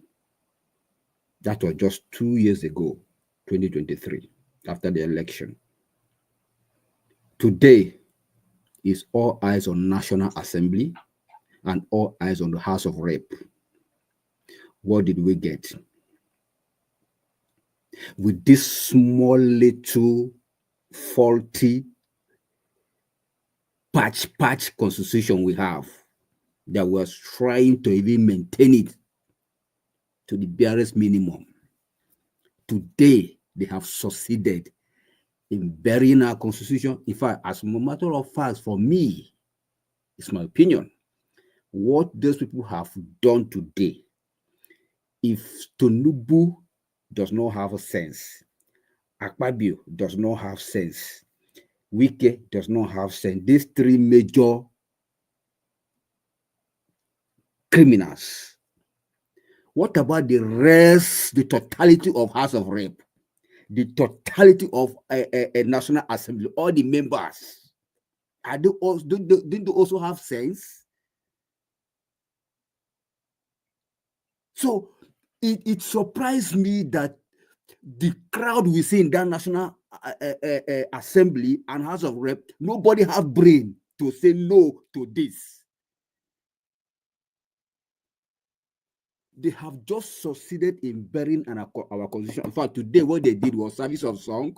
After a service of song, they now just did the burial today. So our constitution, our democracy is buried and nailed today.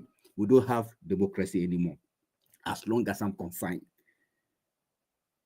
Because even if it's somebody that does not study law, that does not go to school, anybody that can understand simple comprehension in English, simple comprehension, you can read out this section 305. It's as clear as ABC. See what a whole attorney general is saying. This is a plot against the Rivers people. If I start to be corrected, this pipe they say they busted in Ogoni, and they say another one in Bayelsa. Is Bayelsa River State? Who tells you, who knows even that even this thing was orchestrated?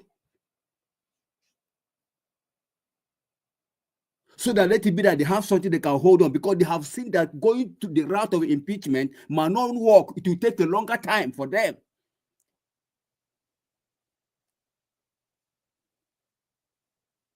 Well, the truth is, everybody is seeing this thing and we're keeping quiet.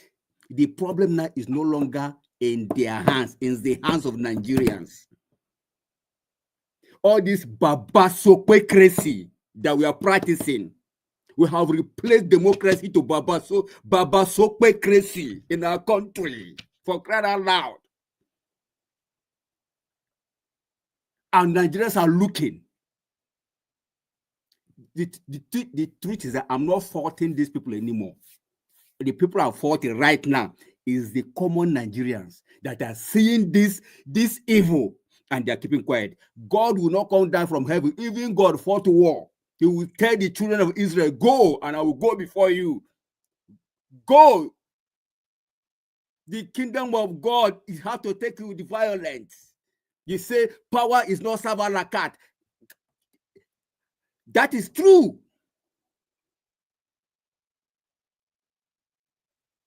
If you check now, they are all pressing blow, drinking 3310, as if nothing happened.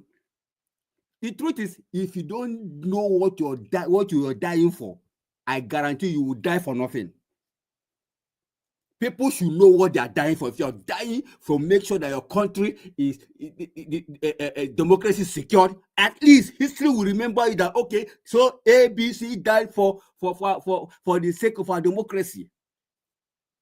But that whether you like it or not, you must still die for something. But at least die reasonably.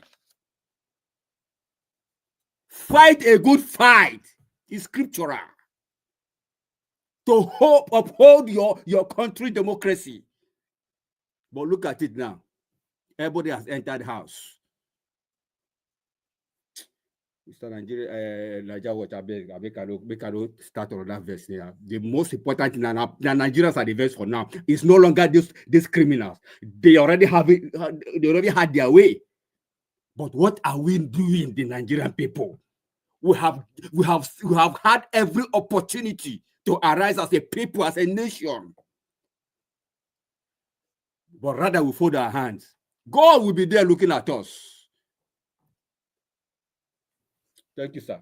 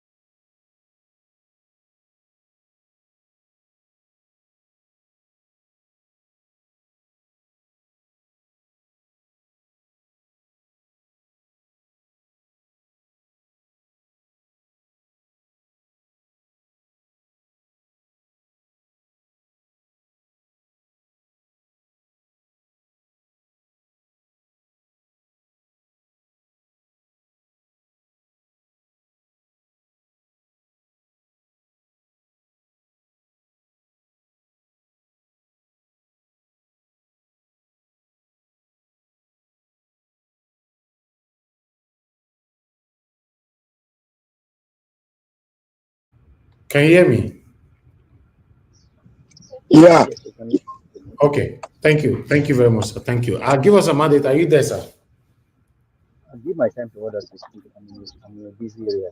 I'm not giving your time to anybody. So sorry. You know, we're not doing that today. If you're not available, let's just move on. Thank you very much, everyone right there. I would like to give one minute round again. Black Panther, if you have anything to say, 1 minute. If you don't have, just skip 1 minute round so that we round up quickly. I just want to thank you, Nigeria Watch, and tell the Nigerian people this is what we are going to go through if we refuse to stick out ourselves for our country. If we refuse further, we have no nation. Look at what Serbia did to their country. They took their country back, and the prime minister has to resign. We are on a journey, and I pray we survive that journey. Thank you, Nigeria. May God bless you. May God bless the entire Nigerian family.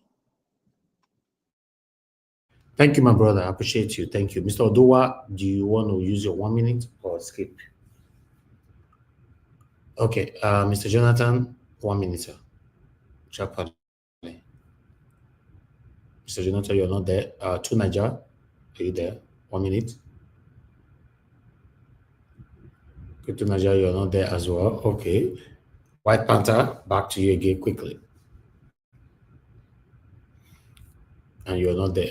Everybody don't enter house already. Now let me call remain for here before. They know hear you. Why now? You know they hear me. You know, so this network don't they yah with now. Some people The hear. network they disturb. The network they disturb. So the I not time tell when you. not then the next person. So that was well. Okay. Thank you, Mr. Najawash, for the minute. Thank you very much. Well, my advice is still my advice. Even some writing, whatever you might write. What I know is that if this fire start hotting, if the pepper soup start burning, maybe those who you think will drink it alone, it will burn their hand, and you that is looking at the same pepper soup will still get to you. So Nigerians, it is the duty of all of us, because since Tinubu have called for military, I said it, Tinubu is the one who truncate democracy in our country now. So let all of us tell Tinubu and his criminal Senate that since they refuse to uphold to democracy, let all of us chase them out of office and know that military really take over the way it's supposed to be. We want what happened in Burkina Faso to start happening. We want a better country for us. So good military are there. Take over, drive Tinubu and his Senate out of office. Thank you. So that we have a good country. Thank you. Thank you, Mr. Najawash. Military, we invite you. Thank you. All right. Thank you, Mr. Oduwa. Okay, Mr. Jonathan again. Let's see if you can hear me now. Okay, to Nigeria. All right, let's assume nobody's available right now. Let's just run. Okay, White Panther.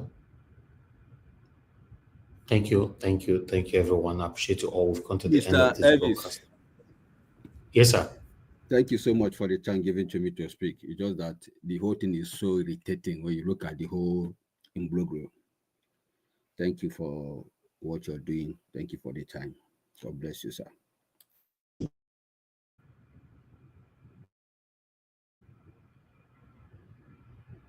Okay, let me round up, please. Let me just round up. Thank you very much, everybody. You all have done excellently well this evening. I appreciate you all. Let's continue from where we stopped again later on. It's already 21st here. So let's continue from where we stopped later on, 7 p.m. Nigerian time, so that we can put our head together to continue to talk about the things that's affecting you and I. I'm going to have a blessing now. Thank you very much, Black Panther. Mr. Oduwa, give us a Monday to Nigeria. Mr. Jonathan, White Panther, and Madam Ifi, Mashallah, and I appreciate you all for coming into the broadcast today. I appreciate every one of you that called in today. Thank you very much, Mr. Larry, Madam Origin, and many others that called in. Thank you so much, my people. Those of you that supported the channel today, Blessed Lady, Alumide, thank you. And Don Anthony, and God will bless you, my people. My people, write down in the comment section. Mother for Mommy Diaspora, thank you very much, Mommy. I appreciate you always for all that you do. I appreciate you. Abu Azi, thank you so much. Peggy Modi, I can see you right there. Thank you so much, Bex. I can see you. Oh, again there, Peggy Modi, and many more. We've come to the end of the broadcast. Let's join again later on by 7 p.m. and see how we can continue to put our voices out there to see how Nigeria can be better in our time. Thank you, my people. I'll say everybody have a good night now, and I'll see you guys again later. Although I will see my face again shortly, because we still, our work continue. Now the broadcast now with the end right now. And God bless my people. Take care and have a good night.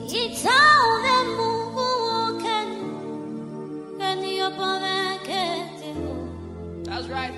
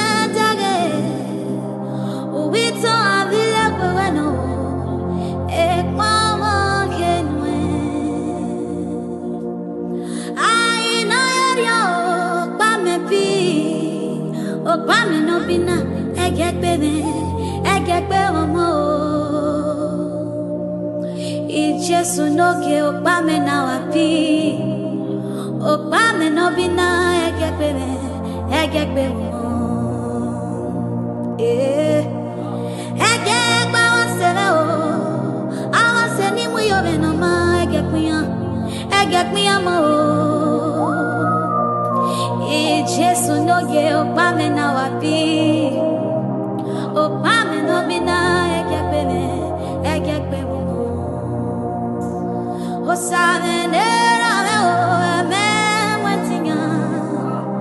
Igi wantinga kpe me o we me ye o baba.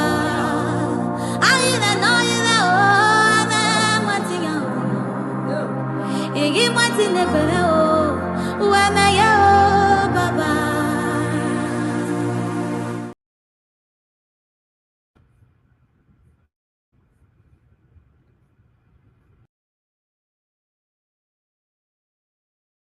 Itevelikbia, evitevenihu. Wara we bien seo, oboka mina tiwadio. Evane no yeveo, evani mazogege aetina. Evani maru defi gwawa, adagawu, amwe firiwa. Ena keke no gato bagon. Osa negenera ena keke nagari ushina dano yebe ea jebena osa gumento agbo iwe fu ibe tetete iya kwero ya uge yeke na mi o kata my money de imie ba kome oseni na ko pepe sheba ko I'm baby na my mienne gegi popo boy Chris I did no ben o piano neyo negi go no va oh no negi veigo igu sebu mujuwa akona na do fe iba con a veces fe allí uno ya ya de na bon akona na ito egbe Itevenikbia, evitevenihu. Waga we bien seo, no boka mina tiwadio. Oh, osagu me ware, ni mio matien. No ma mio matien, ah, agite odio. Oh, osagu me ware, ni mio matien. No mam yo matien, oh, agite odio, oh, itevenikbia, ke viteveniku, wae yalare o, waki madosi ona, owe kyo amega mwe o, weno vyo hana. Iluwe managi webyo jon agi sede yunuke katona. Eo ebina uyo buhao, eo buhaya ba managi. Uda abagba ebe agi jebe ibyedube. Ama fanoko agi ebi noruwe. Ama nagi lawa agi sede na boye. O piano veigo, egijigo baka, eya ubo aye, ono na wanu sake agon. Eu, o sagu veio tio me bigo, kumerio tio me bobo, o sanu kumerio tio, me buto me na tio tu. O sagu me ware, ni mio matie. We go big bomb no ma mio badie we puto me agite ojo oh osagu be ware we go ni ware ni mio badie big bomb no ma mio badie we puto me agite ojo oh osagu be ware we go ni ware ni mio badie oh ma mio badie agite ojo